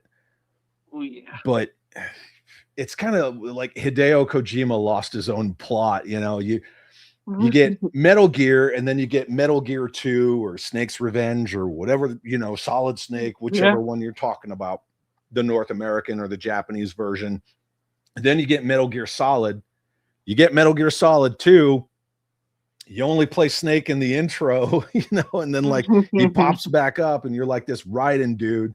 Then it's Metal Gear Solid 3 and it's Naked Snake, aka the big boss, aka his dad, same voice, back during the Cold War. And I'm like, okay. And then 4, and then Solid's like this busted ass old man. And I'm just like, why is everybody gotta like not love on, Solid Snake, David, but yeah, it's always Solid Snake. I don't think that anything to me could ever top Metal Gear Solid, like the Metal Gear Solid. I don't even care if it's the Twin Snakes GameCube, version, but Metal Gear Solid is just it's where it's at. Yeah. And I want to see it get that Metal Gear Delta treatment. I really do. That would be really cool because I've heard some rumors around people saying that there's going to be another Metal Gear. But well, they're doing the Delta treatment to all of the games in chronological order. So they did Metal Gear Solid 3, but then they got to do Metal Gear Solid 5 because chronologically, and then you have Peace Walker. Then you have like Metal Gear 2. If you go with the Kojima version, it's got to be, Metal Gear 2 Solid Snake, not Metal Gear Snake's Revenge. Then you got to do Metal Gear Solid. So if we even get a Delta version of Metal Gear Solid, it might be like another decade. So I might have hit the fuck it button by then. I don't know. So yeah. But I can still sit down and play Metal Gear Solid. The controls are, man, they're antiquated. But even if they did like a remaster with modern controls, I would be good to go. Are the based questions for the members only? No, I'm just only 20, but I mean, I pretty much got them all there, but I needed to be answered pretty much. Skybro Walker's talking about the stuff that I'm known for, the controversial stuff that makes people lose their minds. Yeah. Yeah. Well, I don't count. Yeah. There's always that, and there's always in that, but who knows? It's all good. Like when I'm driving the bus, when it's on my channel, like I talk about what I want to talk about. You know what I mean? Yeah. But I can talk about whatever anybody wants to talk about. Yeah, that's why I like coming to your streams, because it's just, you're just chill and hanging out, listening, just doing you and doing everything else. Yeah, I don't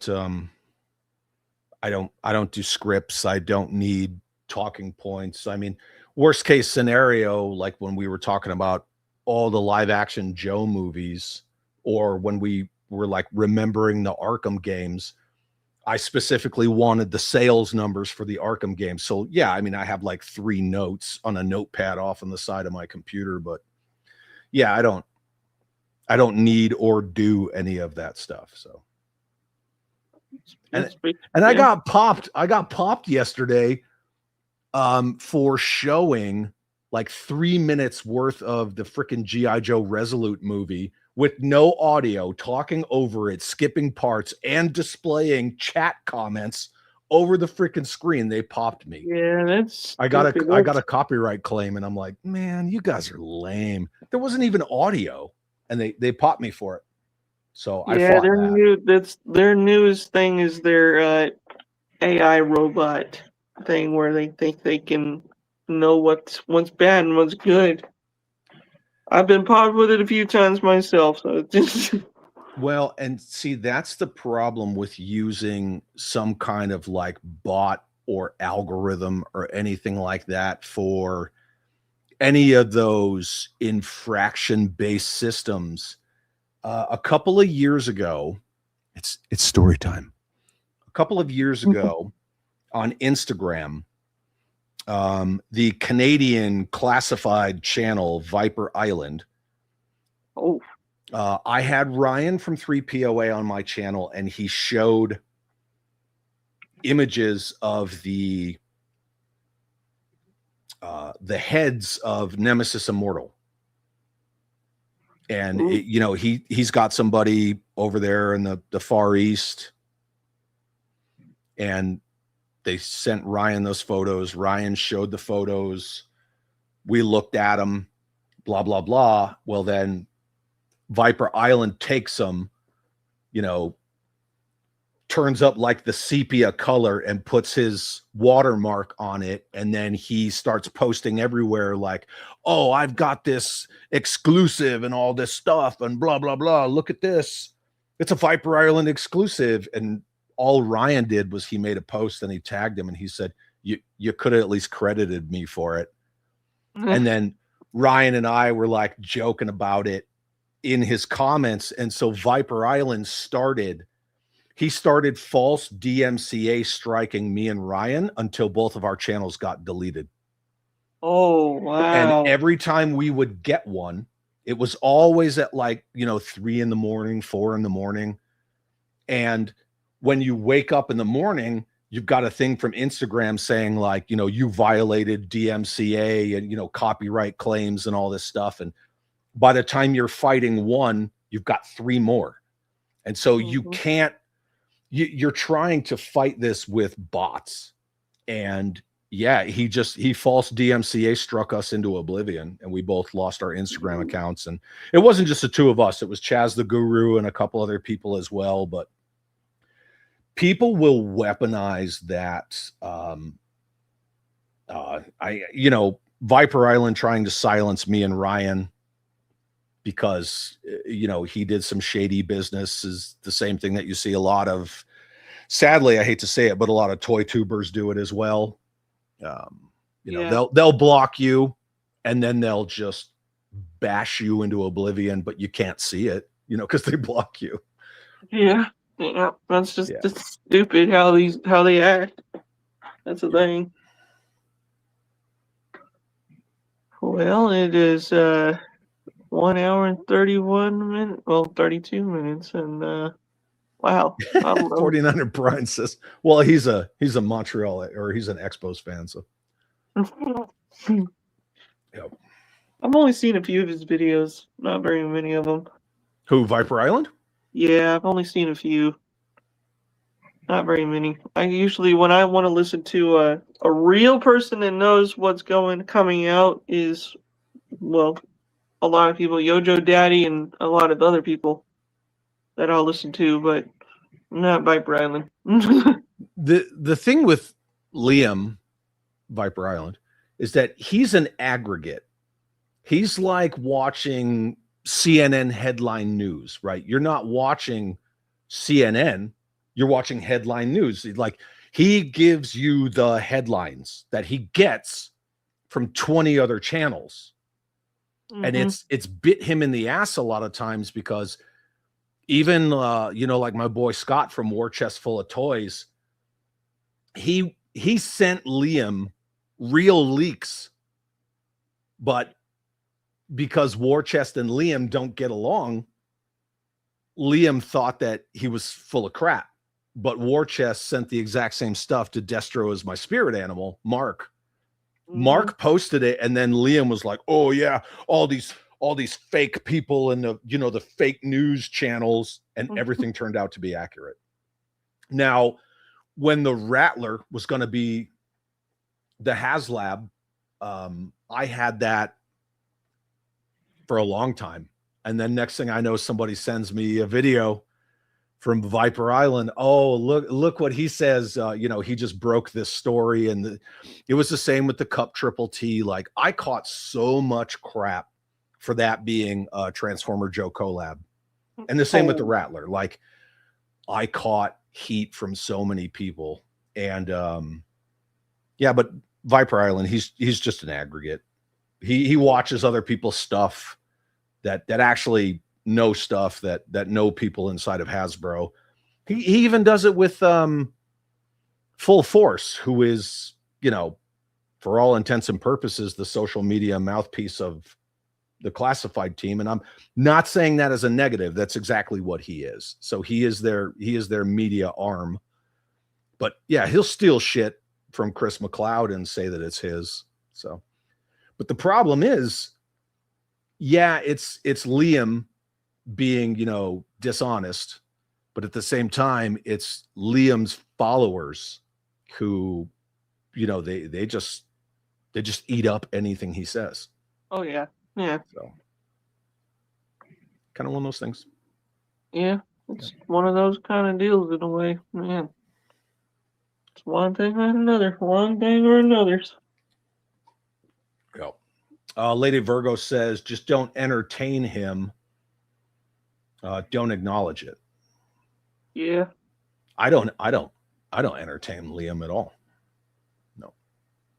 In fact, the minute I made my new Instagram account, that was the very first account that I blocked. And I don't like blocking. I don't like it at all. It does not sit well with me. But of course I had to block him, you know, because he's the one that, like, he nuked my stuff. So yeah, him I blocked. And yeah, he's, look, at the end of the day, I am not a classified YouTuber at all. Period, paragraph. When I get stuff from the person who gives me stuff, 3 times out of 5, I just let it go. Every once in a while, like, hey, yes, Hooded Cobra Commander is on the table. Hey, right, the Thunder Machine's not going to be a HasLab. Hey, October Guard is coming. Yeah, you know, that kind of stuff I'll share. But a lot of other stuff, like, oh, these are the names that are on the list for 2027. You know, there's a million other people that do that stuff. I don't care. I really don't care. When I got all the info about, you know, the mask figures coming to Classified, and, you know, how Matt Tracker is going to come with a white and a black version, you know, head. I shared that. The Energon stuff, and then they turned around and called him Rugged Duke, and people were like, see, Chad doesn't know anything. It's like, oh, shut up, just because they changed the name. But at the end of the day, I kind of don't care. I don't share it for attention. I share it because, like, everybody has different tastes, and people want to hear that stuff. So yeah, I mean, it's pretty interesting. I mean, the Matt Tracker thing, I mean, when the 25th anniversary set came out with that, I missed out on it, which I wish I didn't. Specialist Tracker? Yeah. It looked pretty cool, and then I got to see it in real life, and I was like, whoa, it's pretty detailed. He's a good figure. They did Miles Mayhem too, but they did him in a box set, and they called him General Mayhem. They made him Iron Grenadier. Oh, okay. But yeah, they did both of them. I'll have to find them. I'll have to find those two so I can have something to have, because I used to collect the 25th anniversary sets. I had every single one of them, and sadly, I don't know where they went. Who is Lady Virgo referring to? #, Uncle Larry. Who's Uncle Larry? Larry Hama? Probably Larry Hama. Yeah, Larry Hama. What one of my buddies, I'm just going to leave it at that so I don't, like, dime him out, but he sent me a picture last night of Larry Hama standing in front of like a corner of a room like this, and it was all just firearms on the wall. Oh, and wow. He's got a sidearm in his hand, and he's like this, like looking down the sights, and I'm like, oh, who's he trying to impress? Come on, like, yeah. About to block some people because why? Yeah. Everybody has their own opinion about it. Everybody has their own opinion about people. I like Larry Hama because he created, you know, G.I. Joe, the comic versions of G.I. Joe. I mean, that's the one thing. Yeah, I mean, Larry Hama and a team of people worked on the Joe comics. I mean, the one thing that Larry Hama did as far as like steering the ship was he wrote the file cards for these characters. Yeah, got it. For years he wrote the file cards, but if you're going to take all the praise, right, for G.I. Joe, but you don't want to be responsible for any of the criticisms, And if you were 50% of the driving force of that 2021 Snake Eyes movie that did irreparable damage to the G.I. Joe intellectual property, like it, at some point, you're either in or you're out. You know, if all these people who really don't know the history of G.I. Joe from 82 to now want to say that he's the quote unquote godfather of G.I. Joe, well, then that godfather needs to be responsible for a lot of the failures that have happened within the IP. But it's just like, oh, but it's Larry Hama. He always gets a pass. He always gets a pass. And, you know, he likes to do stuff where he'll throw a little fit and then he'll kind of back up. And then when people say stuff, he'll just block you, you know? Yeah. My issues with Larry Hama are on a personal level between him and me, because I still have the conversations. And then when Charlie Kirk got assassinated, and I thought that people in the toy community who were, you know, all about celebrating that, I thought that was disgusting. It has nothing to do with Charlie Kirk. It's just the same thing. That man, I mean, I don't like doing politics, but it's more or less the way that he showed the truth. He did. And at the end of the day, I don't even talk about Charlie Kirk's politics. I know, it's just the fact that you celebrate that somebody got bodied in front of thousands of people and his spouse and his children. Yeah. That's it. Like, if you just remove that person and put anybody else in there, the argument still stays the same. But as soon as I had a problem with people who were celebrating that, oh, well, then that's when Larry Hama put me on freaking ghost mode. And I'm very much you know, you stand your ground in your 3 feet of space. You know, honesty is the best policy. If you got beef, like then just say it. Like, hey, I don't dig this. I don't want to do it. Yeah, that's fine. Yeah. There was one specific YouTuber, and I mean, it's not the point of who it was, but I was scheduled to have him on my channel. Then I started seeing some more stuff about this dude, and I was like, you know what? I'm just going to cancel it. And that's it. I even told him, I said, hey, I'm just going to cancel it. So, you know, at least I'll give you the courtesy. It is what it is, you know? Yeah, just whatever it is, you know, in a way. Oh, Crow says, I saw that photo. It was from a few years back. I think he said he was at the John Wick vault, the set. Okay. What's your take on Tracker the Seal with the raft? Any chance he might have been the Tracker your sources taught? No. Negative. No. Matt Tracker. Yeah. No. I mean, I follow Mask. I mean, Mask stuff is really like, I mean, when I went to my antique store not too long ago, I was looking around and all I saw was Mask. Everything was Mask. And then Dino Riders. And then all these other things. And I'm like, man, I wish I got them, but man, they were not complete. Oh, I hate when I get something that's like, and then you got to track them down, like you said. It's like you got to track them down, and it's going to cost money and all that stuff. But, well, completing Mask is a lot harder because it's you know, the line didn't go on for many years, and you know, the MOQ, right? The numbers that they made wasn't a lot. So you're going to find figures with no masks or helmets or whatever you want to call them, visors in some people's cases.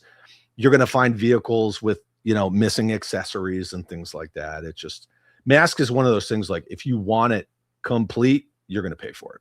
Oh yeah. I mean, when I went to the Metroplex, there was a guy that had the Rhino. He had the Switchblade. And those two are my favorites. And I wanted them so bad, but he was like, they were in the box, brand new, in the box.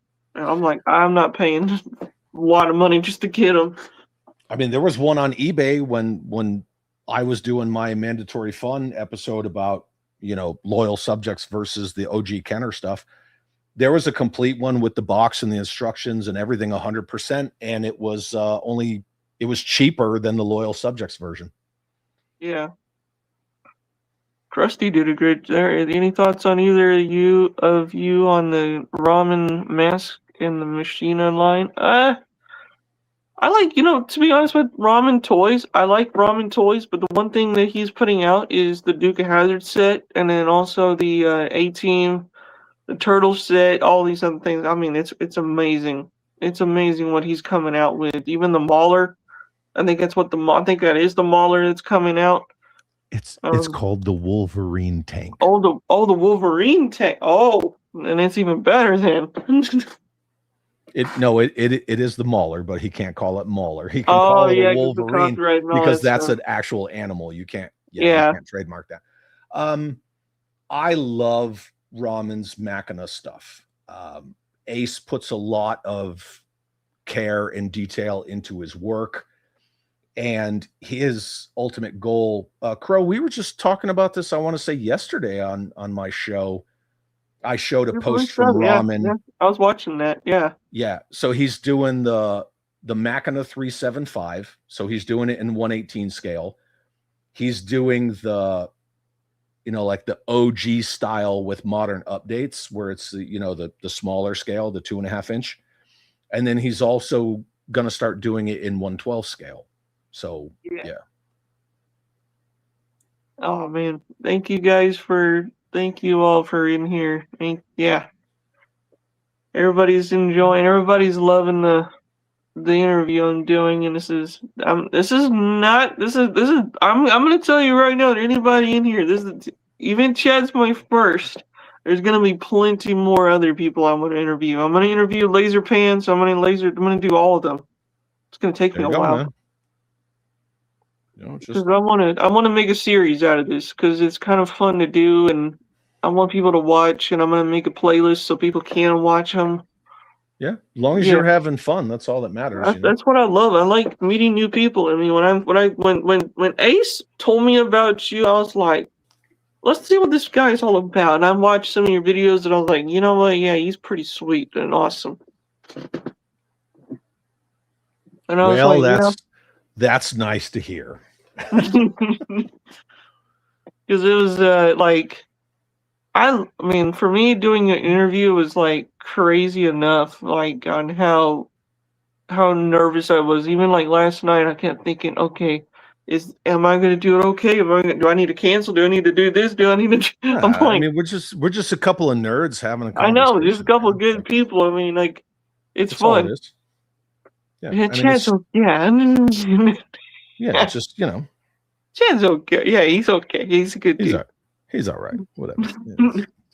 Look, at the end of the day, not everybody is everybody's cup of tea, and that's how it should be. Yeah, and I mean, you just got to be genuine. You got to be genuine to you, no matter what it looks like to other people, good, bad, or indifferent, and just power through.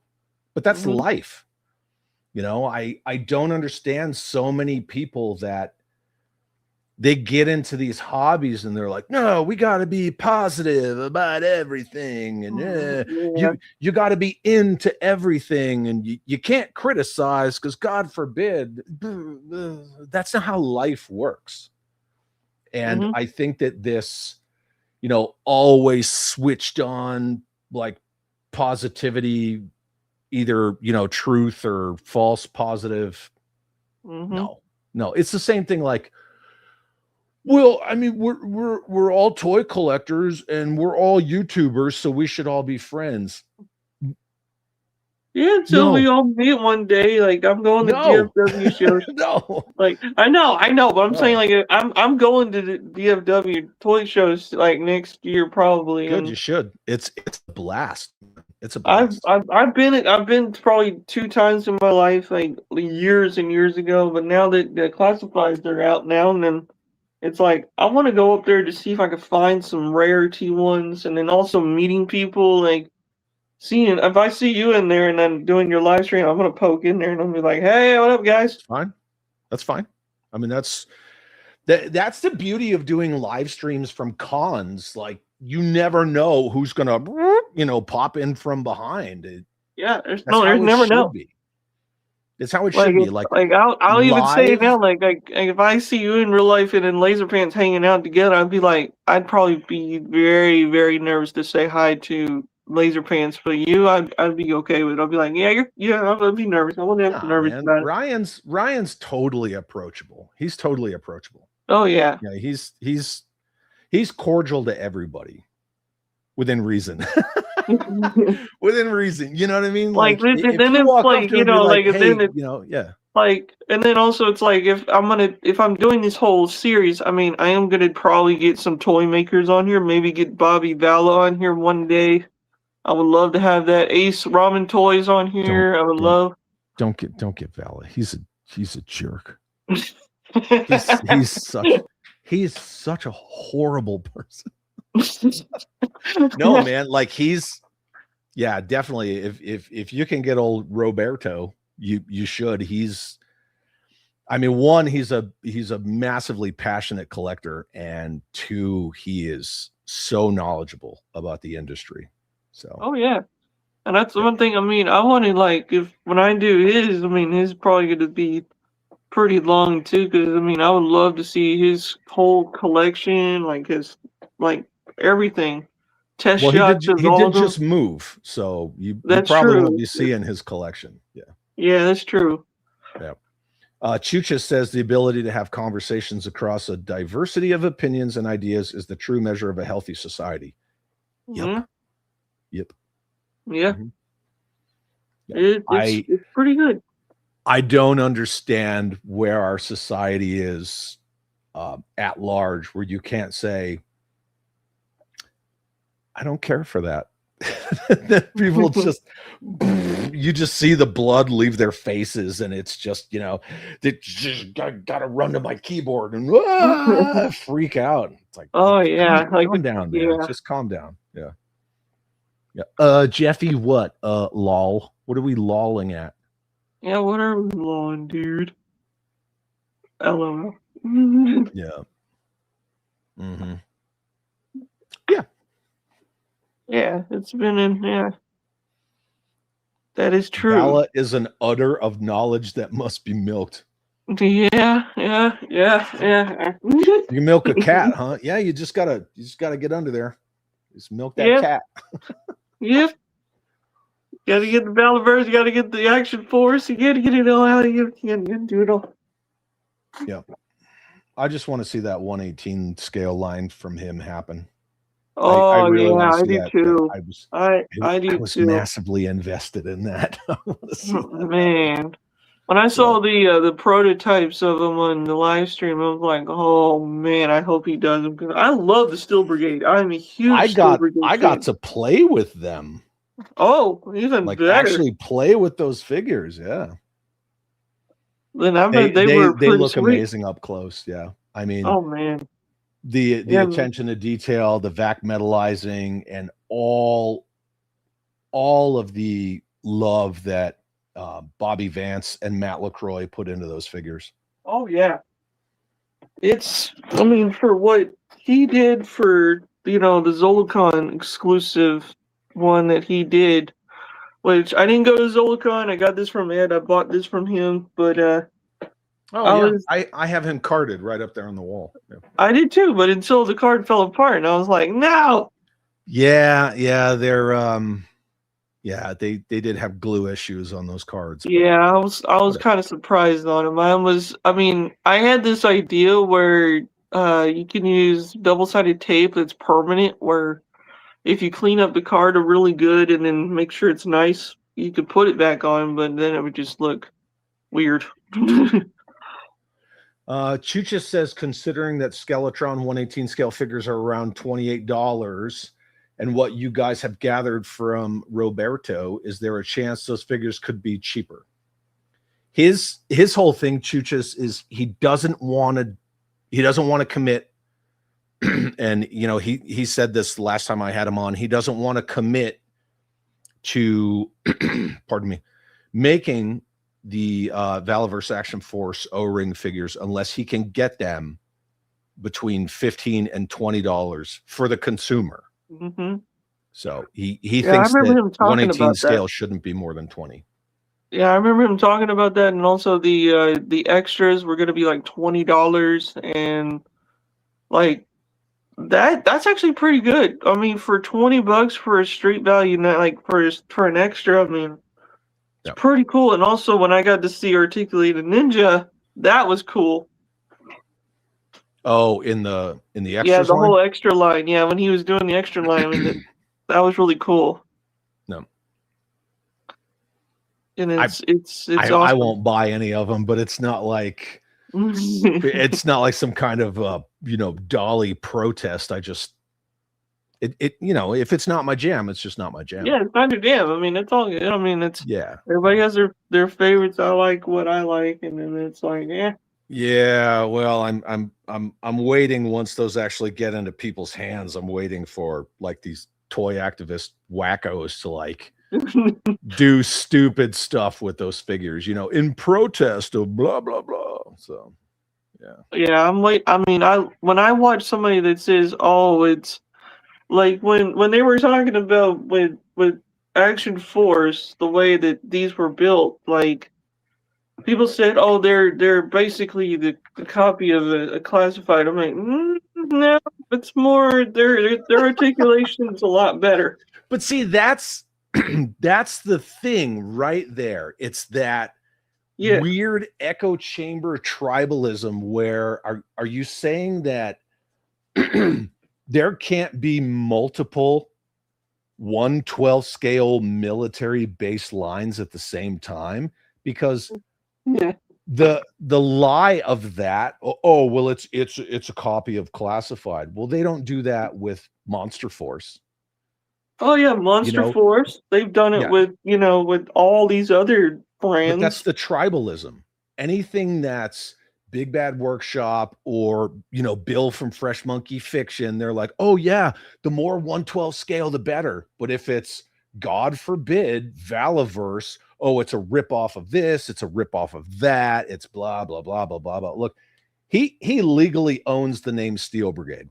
That's it. Oh yeah, yeah. Like, he legally owns it. I keep telling that dude he screwed up when he had the chance to buy Serpentor and didn't do it. And all of that's on Hasbro. That's not on anybody else. I mean, Yeah. dude, I bought one of the trademarks for the Noid. Oh wow. Yeah. And that's thanks to Shartimus Prime. Lady Virgo says, I've been laughing because a certain person thinks they got me. Now I got, dude, who are you? I don't know. Not to call you dude. Who are you talking about? I want to know. Inquiring minds want to know. Crow says Vala's pricing. Yeah, we go ahead. No, go ahead. Vala's pricing intent is better than good. It challenges the market on 6-inch figures in favor of the collector. Supported 100%. Yeah, he puts a lot of care and effort into pricing, which yeah. It's the Schooner Tuna model from Mr. Mom, right? If times are hard, don't charge people more. Don't charge them more. Lower it like $1, $2. Moto Viper. What up, Motor Viper? Going on, dude? Name. I hope you're doing well. That's a good name.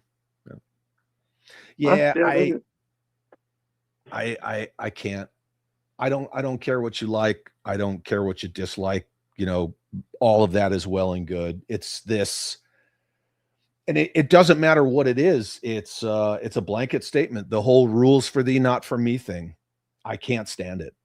And I will always talk out against it. And I think that's why, well, part of why a lot of people, they feel very emotionally strong about me, but it's ridiculous. Like, yeah, I want a representation of Hector Ramirez in 1/12 scale. Okay, well, Fresh Monkey Fiction and Big Bad Workshop are doing one. Cool. Yeah, I want some future forward Navy line of like basically pirates. Oh, okay, well, there's the black. Or yeah, I want everything in 1/12 scale to look like it did in 1984 because member berries. Then go get it. Who cares? Yeah, there you go, the black. Yeah. I have Blackbeard and Vane and Corsair, which those figures are amazing, and I love that Bobby is now doing these for collector. I've already taken these out already and then put Yep. them back in. Mhm. They're just amazing. Yeah, that's a smart thing to do. And see, this all goes back to fans do the best work, because it was independent Mhm. toy lines like Matt LaCroix with Strike Force Alpha and a couple others, Chicken Fried Toys, that really started doing that. Yeah. And it's good to see other toy lines doing that as well. You can take it out, you can pose it, you can whatever, you can dust it off, put it back in the packaging, stick it back on a shelf. You Mhm. know, I think that the more options that you have are better. Yeah. Yeah. It's yeah. Oh, I Holy see you. mackerel! Wow, we went from an hour to 2 hours. That's good. I like that. That's what I like about. Yeah, man. I can stick and move with the best of them, you know. Oh yeah. Yeah, it's one of the it's awesome. I think that Wait till that Valaverse diver and medic. Hell yeah. yeah, Again, I'm excited. with that diver, just the fact that it comes with like the little water effect where you can take the torso and put it on it. That As that was soon as I cool. saw that, I was like, who knew that they needed that in their life? Yeah. Until you saw it, and then everybody's like, that's a brilliant idea. It was like Menjoza, mind what's up, blowing dude? to what it is. What's up, man, Joseph? Chuchus is asking you a question. Uh no, I don't really custom I don't do customs really that much, but I mean I wouldn't mind doing a kit bash on one of my Joes, but I it has to do. be the right one. It has to be the right one to do it. Even though there's actually one in Valverse that I'm planning on getting. It's an extra, and his name's James.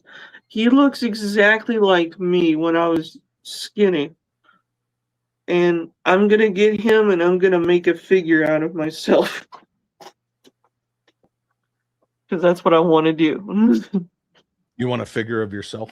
Yeah, I want to figure it myself. I've even thought about contacting Bobby and saying, "Can you make me into like one of your villains or one of your good guys? I don't know, just something." That'd be kind of You would be one of the probably hundreds or thousands that bring that up. You need to get somebody like Mark II Designs to scan your head, and you know, then you can put that head on whatever buck you yeah, want. But yeah, that's true. Yeah, yeah.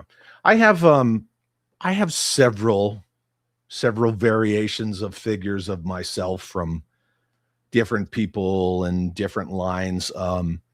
Matt LaCroix did me in Strike Force Alpha. Mikey Kukovic made this one right up here behind me of me. oh, that's cool. Yeah. Yeah, there's lots of different versions of me. I make a shitload of customs. Before, Yeah, long before I was known as the guy who was like doing car rants and stuff, and with the screaming goats and nightmare fuel clips, I was kind of known around the social media spaces as like, yeah, customs. I'm not even going to go into the list, but some of my like big customs that I look at it and I'm super proud of is I made a 1/18 scale Mask Rhino. I made a 1/18 scale Venom Switchblade, and then like a lot of play sets. I just do vehicles and play sets. I don't do figures. So yeah. Oh yeah, Alonzo Will. Yeah, I've heard of him. He yep. does some really good customs for what he does. I've seen him. Yeah. Yeah. What's up, Swamp Man? What's up, dude? What up, Swamp Man? Yeah. Welcome to my channel. Mm-hmm. But For yeah, anybody that's if anybody that's when we get done on the stream, please check out my channel. Please go and watch some of my older videos from when I was an amateur. Yeah, if you want. Even some of my older streams that I did way back when Hangouts was a thing. right on, dude. What else? What else you got? Well, I don't have much. I mean, I mean, There's Lady some. Virgo says not stick and move. That's some Gen X shit. Yeah, absolutely. Yeah, got to stick and move, man. Got to do it. Yeah, it's pretty cool. I mean, I'm actually just thinking of like any questions, but I think I've heard them all. I think now, and it's awesome that I got to speaking with you Yeah, and man. got to do this Absolutely. interview. See, and that to me, that's kind of the takeaway. Like you asked me if I would do it, and I was like, yeah, absolutely. And Yeah, at the end of the day, it doesn't matter who it is, right? yeah, The most anybody can say is no. You yeah, know? yeah. Or Like, yeah. or hey, I'd love to. I'm sorry, I'm busy, but you know, you miss every shot you don't take, and that's just kind of how it should be. So I think you should go after, you know, Ace from Ramen and Bobby and old Laser Pantalones and whoever else you want to have Yeah, on because I your mean, I stuff, want to. because it's your I stuff. really am curious on how all of these how they got started, like all of these. Like I know about Bobby's whole thing, but I would love to hear it from on my channel. Yeah. But yeah, I even say this, if you want, you can download this and put it on your channel if you want, Jed, if you like. I don't mind. It's for you, dude. I'll just redirect people over here to watch it here. Yeah, okay. Yeah, man. But I think Jed, that no, go ahead. part of having people on our channels is to bring new eyes to our channels. Yeah, Right. yeah. So yeah, I mean, you invited me on your channel, right? I put up a Mhm. post, I put it on the social medias and all that stuff. And the whole point of that is to, you know, bring fresh eyes over to you. Yeah, man, I was very shocked to see some cool people on here that I'm Oh always God, they all wanted on here. suck. None of them are Oh, cool. None of them. oh They're all man. shitty, horrible people. Yeah. Oh man. Yeah. Don't listen to any of these people. Oh goodness gracious. Of course, I'm kidding, everyone. I'm kidding. He's kidding, guys. He's kidding. Yep, I he's shouldn't have kidding. to say. I shouldn't have to say that, right? Like Ah. people from my neck of the woods know. Like I have a very sarcastic kind of humor. You know, it's very Yeah. much an infantry sense of humor. Very dark, very sarcastic. But again, I'm one of those people. If I didn't like you, I either wouldn't talk to you or I wouldn't mess with you. I would just say nothing, you know. Yeah. Well, I appreciate Yeah, it, Chad. 610, you suck. Yeah, he does. He does. So no, he doesn't. Yeah. He's a big old bitch too. He's a big old dude. Which is awesome. So I like knowing people who are taller than me. Yeah, I've yet to meet him in real life, and I've heard people say he's very tall. Yeah. Yeah. And so many people are used to seeing us like this that when you see them in person, especially me, I get it all the time.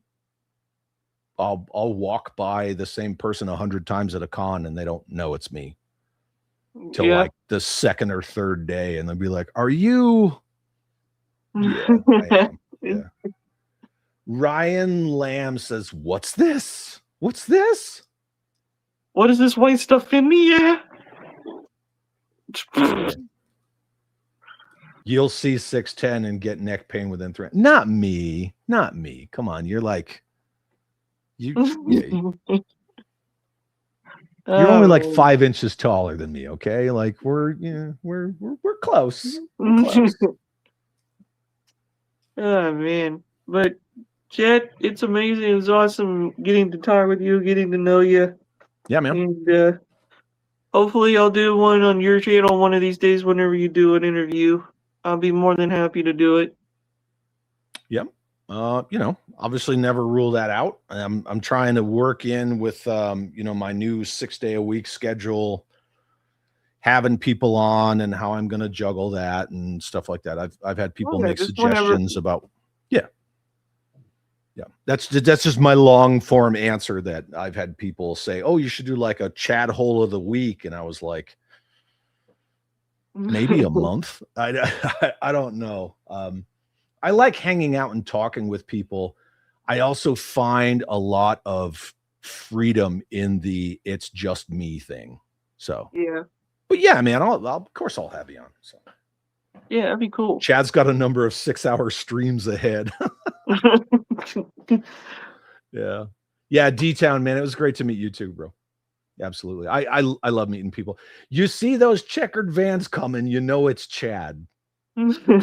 Ryan's asking you, what is the topic of discussion here? Just getting to know Chad a little bit, and then, just talking about whatever, talk about toys, talk about whatever. That's what I've been wanting to do. Yeah, man. We're just shooting it. That's all there is to Yeah. it. Folks say things they have no business, but they do. Yeah. Look at see you got more people strolling in, dude. Oh yeah, there's people that come in. Like my original name on YouTube was Skywarp 41. That's why a lot of people call me Skywarp, Warpy, whatever. Skyblow. Yeah, Skyblow, just whatever. Whatever they can think of. That's just the thing is.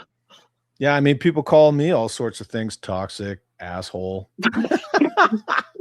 I've heard it all, man. I've heard it all. And I'm like, yeah, I don't give a shit. Any enthusiasm for visionaries? I've heard some things. I want to get some. That'd be kind of cool to have. Now, the assumption is that we're talking about the Reaction Plus visionaries from. Yeah, that's probably what they were talking about. Maybe. I don't know. Thank God you're not talking about Gem. Oh man. Do you want to? Thanks, Ryan. Appreciate you. Do you want to talk about Gem? 1 second. Hold on. I'll be right. Okay, bye. Hey, everybody. It's just me. What are we doing? Let's do some stuff. Let's break some shit. He muted his mic. Let's break some stuff. Well, all of us got a little asshole in us. Yeah, of course. You should. It's a self-preservation mechanism. What else? What are we doing? He left. I can't full screen myself. I have no controls. I can't do anything. Help me. Help me, Tom Cruise. Save me, Oprah Winfrey. Help me, Tom Cruise. Save me with your voodoo magic. Nothing. I can't do anything. Chad, what's on your wall behind you, bro? Oh, man. So many good things. Well, here, dude, put me on full screen super quick. Like, I'll just move out of the way. Look at this. I can do this. Let's see if I could do this on here. Hold on. Let me down on my icon in the lower left of your screen. If you hover in the top left of that, it says full screen. Nope. Yep. There you go. Okay. So this is my Army flag from my retirement. This is a 3D printed NES cart that's actually a whistle, and it's signed by Rob McCallum and Jay Bartlett for the kickoff of Super NES Quest. Over here on this wall, there's some Valaverse. There's a GoBots case over here. Like, is a 12-inch Joe. This is a Valaverse. These are more 12-inch Joe. That's classified posters, Masterpiece Prime. Got some NES carts, G.I. Joe Sergeant Savage, Built to Rule. That is a Blockies Action Class Soundwave. That is a, what the hell is that? Mezco Storm Shadow, I want to say. This is the Transformer Joe collab Thunderwave. This is the DFW exclusive figure from this year. This is me and one of my this is hard to do. This is me and one of my soldiers in front of the Great Pyramids at Giza. This is a signed comic by none other than Larry Hama himself. Let's see. We got some more classifieds, got some more Sergeant Savage, got some Haya Joes, the original G.I. Joe collector's case, got some Delta 17, got some 97 G.I. Joe Real American Hero collection. This is the Mega Force Atari 2600 games sealed, signed by Barry Bostwick, more classified. Another Mezco, that's Destro. This is GoBots, Psykill, Copter, classified Baroness, another Delta 17. This is a custom of me in 1/12 scale. This is a Super Mario Kart. More G.I. Joe Real American Hero Collection, Built to Rule, Palatoy Action Force. That is a Valiver Steel Brigade. This is a sealed Cobra Hiss. That is my Army ASUs. And then I got a whole bunch of other shit up here. How's that? Does that work? Is that good? Yeah, that's pretty good. Oh, and this. Oh, wait. This is a murderous dog. She doesn't like to be picked up, but yeah, that's my Malinois. So go through each of your tattoos next. Let's see. This is a memento mori, and my knuckles say Mori because everyone dies. That was for my brother when he died. This is Jesus. This is INRI. I have Bible verses on my knuckles. That's his vengeance. Yeah. You don't want me going through my tattoos. Come on. No, it's all good. Ask Sky Nerd about his obsession with him making his girl Xena dolls making out with $1 Million Man. Oh my Lord. The things that I get, the things that people say is hilarious. Yeah, that never happened. Yeah. Thank you, Ryan. I appreciate that. The one thing that I like about my game room is where I can put all sorts of stuff. So all up here on these floating shelves above me on this running these whole two walls, it's all Batman stuff. So it's every representation from all of the Arkham games and Nightfall and Bat Signal, Batmobiles. I got a freaking Batmobile sitting right here next to me, and you know. Jeez. So my game room, I can really kind of, stretch out and do all sorts of stuff. Again, like I said earlier, right over here next to me is just a whole wall of number ones. It's a game room, Yeah. Come in here, stream. It's easier to stream from in here because it's inside the house. My Joe room is not. Yeah. So exactly. Oh, how they grow up right in front of your eyes. Oh, I wasn't expecting you to go through each item. It's a Mezco Storm Shadow. Did I not say Mezco? I thought I said Mezco. Oh crap! Shut up, Jeff. I just meant, oops. What'd you do? I accidentally deleted Yojo Daddy's comment on accident. Whoopsie. The one that says you did a great last night on stream. Yeah, I just. I see. Or no, it's I don't remember now. It's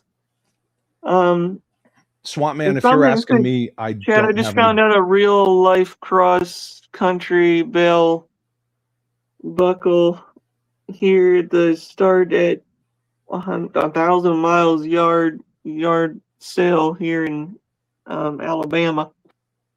Huh? I don't know. Oh. He was trying to. Sorry, Yojo Dad. You have to type that again because I accidentally hit that.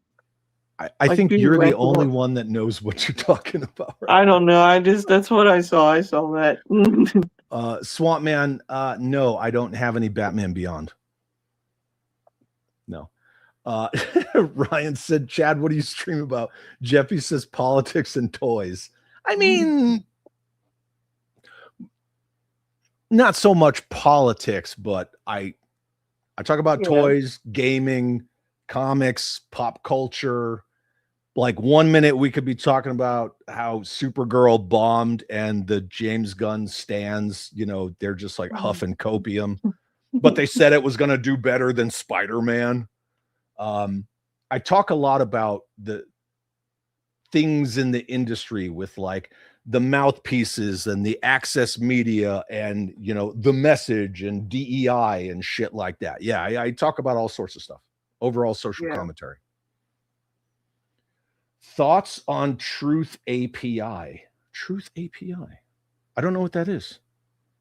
Man, I need to look it up. Now I'm gonna look it up. Hmm. I don't Sounds know. interesting. I'm sure once I get there, I'll definitely have thoughts on it. How about that? I'm sure I'll have thoughts on it. Truth API. Really, I guess my bottom line up front with everything is that I think that everyone should just do you, right? It's a very libertarian kind of approach. Like, you do you, I'll do me, everybody else should do themselves. But the minute you walk on somebody else's porch and tell them they're wrong for what they don't like, or they need to like get with your program so your crowd fund can unlock all of its stretch goals, and if you don't, you're not a real fan. That's the stuff that, like, yeah, I will get into that. Truth API is a paid business-to-business real-time data feed launched by Trump Media. It provides institutional investors and high-frequency trading firms with millisecond-level machine-readable access. Oh, good Lord. High-ranking posts on Truth Social. Oh, dear Lord. You know what that sounds like? That sounds like that bullshit. That's what that sounds like. Hey, what's up, Joe? What's up, Joe Fan 84? Thanks for stopping by. Sup, bro? Insider trading for 100K. Yeah, that stuff is cooked. It's all cooked. Yeah. Yeah. The new Supergirl looks like co-pilot Shaka. I'm gonna agree with you because she just I don't know. I haven't seen the movie. I don't know, but it's just I don't know. Yeah, nobody did. That's the thing. And I don't have a problem with Millie Alcock as an actress. She was great in House of the Dragon. The problem is when it is just the playbook. It's their playbook. When they know that they have a stinker, when they know it's going to bomb, the immediate thing they do is they get very reactionary. The fight or flight kicks in. They go on the attack. Oh, well, if you didn't watch it, it's because you're this, you're that. You're that, right? They call you like bigot, misogynist, all this stuff. Oh, They're just deflecting because it was shit. Shit in is shit out, and that's the bottom line. It was the same thing with Moses Ingram and Ewan McGregor, because nobody liked the character of Reva because she was poorly written. It had nothing to do with the color of her skin, but that's the deflection, right? That whole series broke canon, and it was just unnecessary crap. Same thing with The Acolyte. Oh, gosh. You know, next thing you know, that girl's doing a diss track video where she's like boogieing, you know, trying to deflect from the show sucking. If your product's garbage, just own it. Just be like, oh, okay. People don't like it. Yeah, that's a bullshit. Yeah. Well, it's been almost technically almost 3 hours. What time is it over there? Well, we've been going 2 hours, 23 minutes and 5 seconds, but nobody's counting. I know. It's been a while since I've done like a 2-hour stream. That's what I'm saying. I mean, it's like I'm getting worn out of even just doing this. Like, doing 2 hours. Man, 2 hours is when I just kind of start loosening up in the shoulders, man. Yeah, Chucha says Chad's just getting started. I know. I'm just like, I don't mind it. I like long streams. I can do 6 or 8 hours without even. Sorry, the ma'am is just blowing my shit up. All right. Yeah, I can do 6 or 8 hours like it's nothing, man. Yeah. Oh, yeah. I've tried to do like even like on a solo, like I've tried doing like 2 hours. It's literally it'll put me out, but then it's like I'm on a stream with other people. I'm like, nope, I'm good. I'm good. I'll do 5 hours if I wanted to, but depends. Yeah, it depends. Andrew said, yeah, it's like they don't GAF. They're ruining already great franchises. Disney is messing up everything in Star Wars. Well, the issue with Disney is that they already had the girls market cornered, you know, Disney princesses and all that stuff, and they wanted boys brands. They wanted boys intellectual properties, and then they get a hold of them. And then of course, right, it's the whole Hollywood culture where we can't have masculine men because that's toxic, which I don't know who says that word unironically and thinks they're a real man. And they want to turn these boys or men's IPs into girls brands. And so they just trash them. And it's intentional. They do that intentionally. But you know the old saying. Yeah. There he goes again. Gen X saying that's that bullshit. That is like one of my signatures. Yeah. That's that bullshit. Absolutely. Also, too, guys, if you want, go check out Chad's shop. He's got a lot of cool. He's got a lot of cool merch. I got a couple things on my cart right now.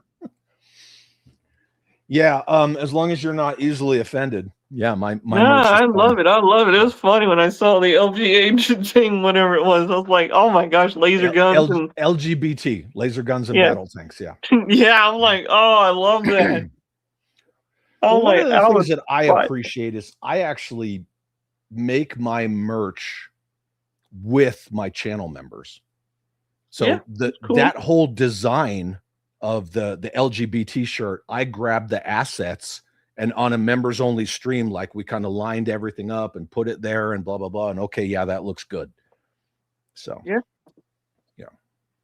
that's pretty funny. I like the Chataholics. That one I like. That's a good one. Even on the Night Force style logo. Chat holes? Have it on. Yeah, Chat holes, yes. Yeah. That one I like. I like that sticker. Yeah, I made that Night Force logo probably a year and a half ago. Oh wow. And this year at DFW, anytime I go to a con, I always come with a bunch of stickers. You know, I just hand them out to people. Anybody I meet, I have them sign like show posters like this one behind me and that one right there. They're signed by, hundreds of people. Anybody I meet.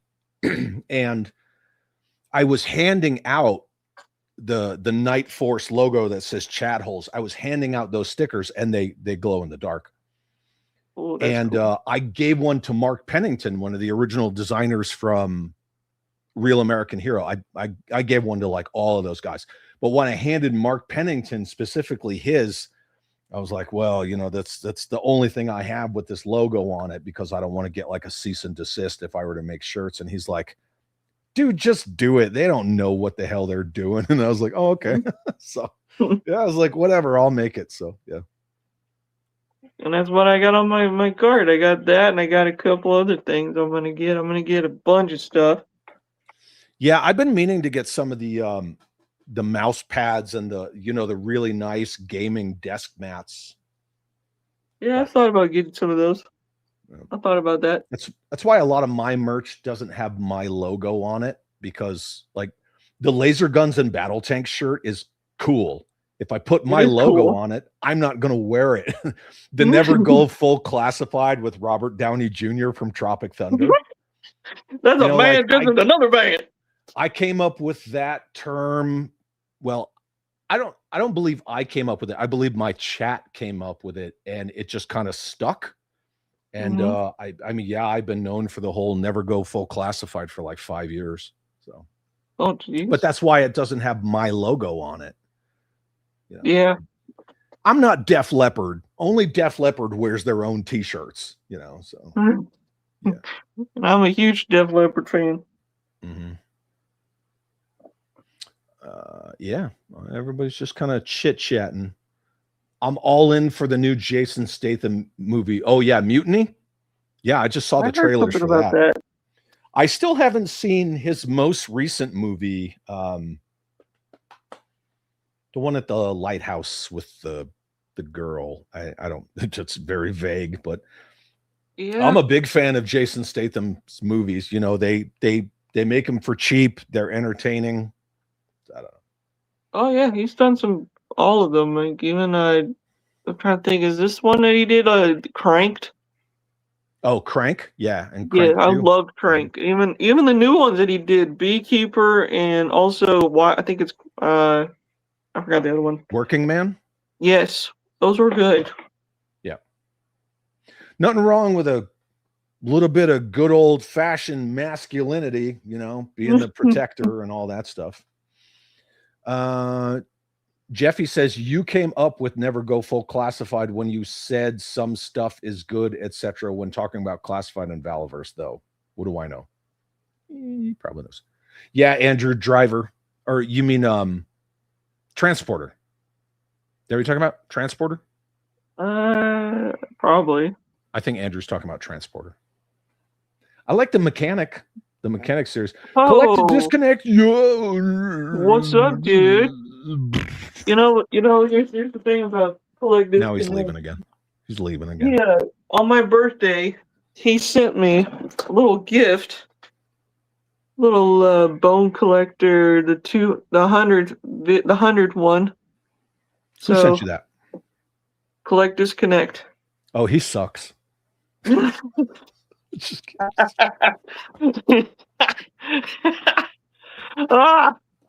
Again, disclaimer: if I didn't like you, I wouldn't say that. Right? Oh man! Yeah, Collected Disconnect is rad. Tropic Thunder Booty Sweat is such a good scene. Andrew, you talking about like the fake commercials with the and now bust the nut bars? Yeah. I'm throwing away all your stickers, chat. Oh, whatever, no, man. It's don't fine. do it. It's fine. It's freaking pandemonium around here. It's fine. Oh, don't man. do that. I will be sad. I will be very sad if you do that. Oh, Andrew yeah. says, I still say Dolph Lundgren Punisher was the best in my day. Yeah. He does ride a motorcycle through the sewers. Can't go wrong with that. Yeah. I think Ray Stevenson was good, but I mean, John Barthol, I mean, he's pretty good. He's really good. He's pretty good at getting his face smashed in. Yeah, that's true, because he likes getting himself looking like he wants to get hurt. That's what he is. Especially the one that when they did when it was on Netflix, the Punisher show he did was, oh man, when we got to see Jigsaw, the one that live action version of Jigsaw, that was good. You enjoyed that, did you? Russo! You enjoyed it? I did enjoy it. It was actually pretty good. Oh, you hate? Oh, no. What do you hate about it? I mean, I'm like wondering. No one has gotten the Punisher right. No. Okay, yeah. Every live action Punisher has been an interpretation of the Punisher. Like, yeah. They don't just take the source material and make it. Even the Thomas Jane Punisher, like he's in Florida and he's like, let's fight the mafia in Miami. What? Okay. What? Right. I get that as an interpretation. That's one way. Like there are very many ways. There's very rarely the way, but like, what is wrong with like the OG Punisher stripped down canon? I think it's awesome, but everybody's got an interpretation of it. It's like, okay, whatever. So yeah. But at the end of the day, I'm not emotionally invested in the character of the Punisher. So I see these things for what they are, and then I just go, yeah, it's not for me. And then I just move on. Yeah. It doesn't faze me. It's not like watching The Last Jedi and what they did to Luke Skywalker when I was livid in the theater. I was as soon as Luke chucks that lightsaber, I gave my wife the slow head turn, like what? I gave her that, and I was like, "Oh, I'm gonna flip out." Man, the one thing when I saw The Last Jedi, there's some parts I did like, but there was one part that that one part that he did when he threw that, I was like, But and then of course, I mean the one this. I will say the one part that I did like was when he lifted up the X-wing. out of the like the ocean and stuff. That was really That cool was to also see. Rise of Skywalker, though, and Oh that yeah, was that was them, right. right? Okay, yep, okay. So I'm getting them mixed up. the whole thing with the sequel trilogy was you had two guys that didn't want to play in the same sandbox together with the same toys. So yeah, but Kylo Ren, even what? though, right? Even though, what's his name? I'm sorry, I'm having a J.J. Abrams. Even though Abrams set up a bunch of stuff, he's just like a mystery box guy. He's not good at like sticking the landing on things. He's just good on like, oh, here's a whole bunch of questions about stuff, which is whatever. But then Rian Johnson came along and took his treatment for episode 8 and he trashed it. So, yeah. It's not Even good. with all the others. None of it's good. Yeah. It's not good. Just watch Star Wars Empire and Jedi and you're good to go. Yeah. I like the first one they did. That was the best. And then when all the other ones was but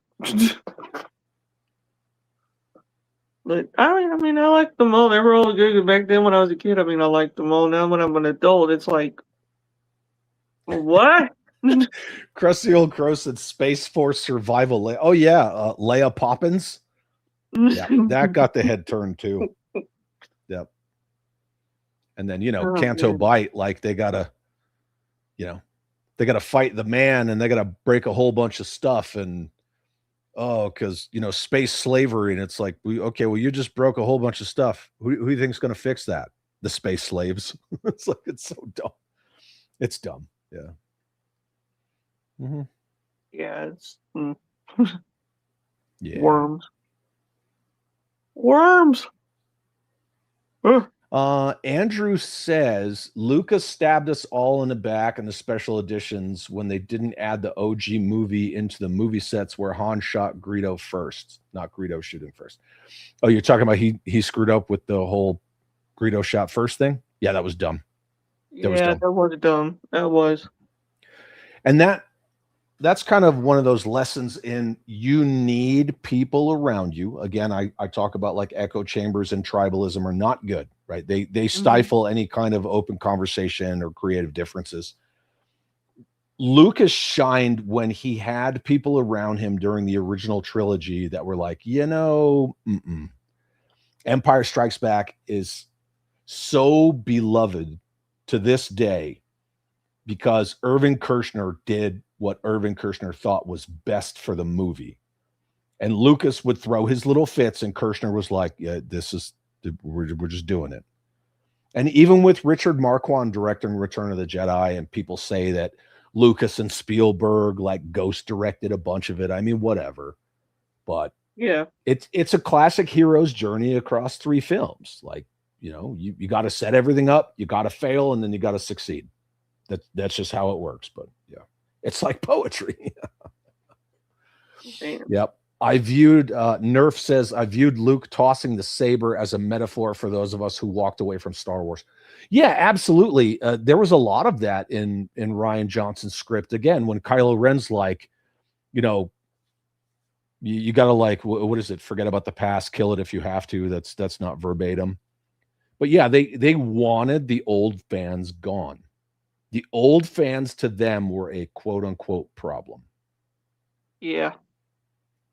Which it was like sucks, they wanted new people to watch, and then a lot of kids nowadays don't even know what Star Wars is now. I mean, it's the crazy thing.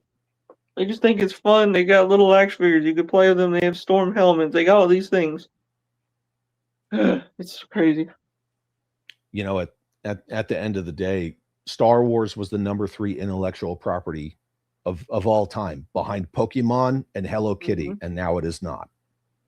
Yeah. Now Pokemon people don't like when you now. quantify things. You start showing numbers and like quantifiable facts. They don't like it. But again, this is all kind of swirling the same drain of everything that I talk about. When you get people on your decades old intellectual properties that they don't like these characters. These things are problematic. We have to deconstruct this. We have to radically change everything about the story, the world, the lore, the characters, because they have some kind of agenda driven by like personal ideologies or whatever their fucking made up representation in their mind is. It doesn't matter what the IP is. None of them are too big to fail. They screwed up Star Wars, Star Trek, Doctor Who. Look what they do to Marvel characters. The MCU, everything after Endgame was like this slow slide into like this girl power. Yeah. Like, we don't need no man. Let's just cuck Bucky and everybody else. And I mean, look at the Hulk, man. The Hulk is a freaking joke. He's a joke. Not only is Banner a joke, but the Hulk is a listen to your mom. Oh, dude, no, God. The one thing about it was when they brought Smart Hulk. That whole thing. Hulk is just a maniac killing machine where he needs to be that, not some talking Hulk. Which that just, I get that he's in the comics and all that, but it's just, why? Well, I mean, look, they did it to Call of Duty. Look at Call of Duty now compared to like 10, 12 years ago. Yeah. Look at Halo. Look at Dragon Age. Like, you want to pick a game, do it. You want to pick a comic series, do it, right? Like that Kelly Sue DeConnick. If you don't like my politics, don't buy my book. Or that other freaking massive Jabba the They Them that was writing the Red Hood comic that wouldn't shut her mouth, and then she got fired. Yeah. You know, there's one thing to like, if you're creative and you get brought on to like an existing intellectual property or existing characters, like, just do those characters justice. They're not yours. You didn't create them. Just like I said earlier at the very beginning of this stream, we are stewards of these things. We are stewards of these items to pass on later. We're not here to like inject all of our personal bullshit into them and ruin them. Yeah, exactly. Collect to disconnect, respect the source material. But people don't want to do that. They're like, oh man, I got on this property and I'm going to fix it. Well, according to whom? Like, how are you going to fix it? Because it was just fine till you got a hold of it. Yeah. Chad, you should stream standing up. I had no idea you were so tall. A literal Chad. I am a Chad. I'm 100% a Chad. I'm a freaking giga Chad, dude. Yeah, I'm like 6'4", 6'5". Yeah. Jeez, I'm 6'1". Yeah, I'm not a little dude. So Pokemon collecting got target changing buying procedures. Yep, sure did. Oh yeah. Oh yeah, I've seen people go nuts over that for a little paper. That's just, but again, think about Pokemon. So we saw what Wizards of the Coast was doing with Magic the Gathering and what kind of happened once Hasbro and Chris Cox got a hold of it, right? Could you imagine if, you know, leadership with Pokemon changed hands and they just radically changed everything about Pokemon? Like, you know, diehard, lifelong Pokemon fans would do, how they would feel. Oh yeah, it's yeah. But again, Pokemon at its core, it's a Japanese brand, and the Japanese, they don't play that stuff. Like, they don't do that agenda nonsense at all. Oh yeah. When I ran into you at DFW, it says collect to disconnect. I was like, oh shit, you and Laser Pants are tall as hell. Yep. It never fails. Never. I hear it dozens of times at every con when I meet people face to face for the first time IRL. They're like, I did not realize that you were that tall. Yeah, when I get to meet you and Yojo Dad, I'm gonna be like, what? No, if you're 6'1", that's not that bad. I know. I mean, if I was short, I would have been like, what? Yeah. It's the little ones. It's the littles, you know, the little Napoleon kids that are like, oh, look at you. You're tiny. Look at how tiny you are. Yeah. Oh yeah. Andrew says they really screwed Star Trek, but the OG cast had a lot of infighting over George Takei being gay, but that don't mean you make Sulu gay because Sulu is a straight guy. And then Jeffy said even George Takei said that wasn't necessary.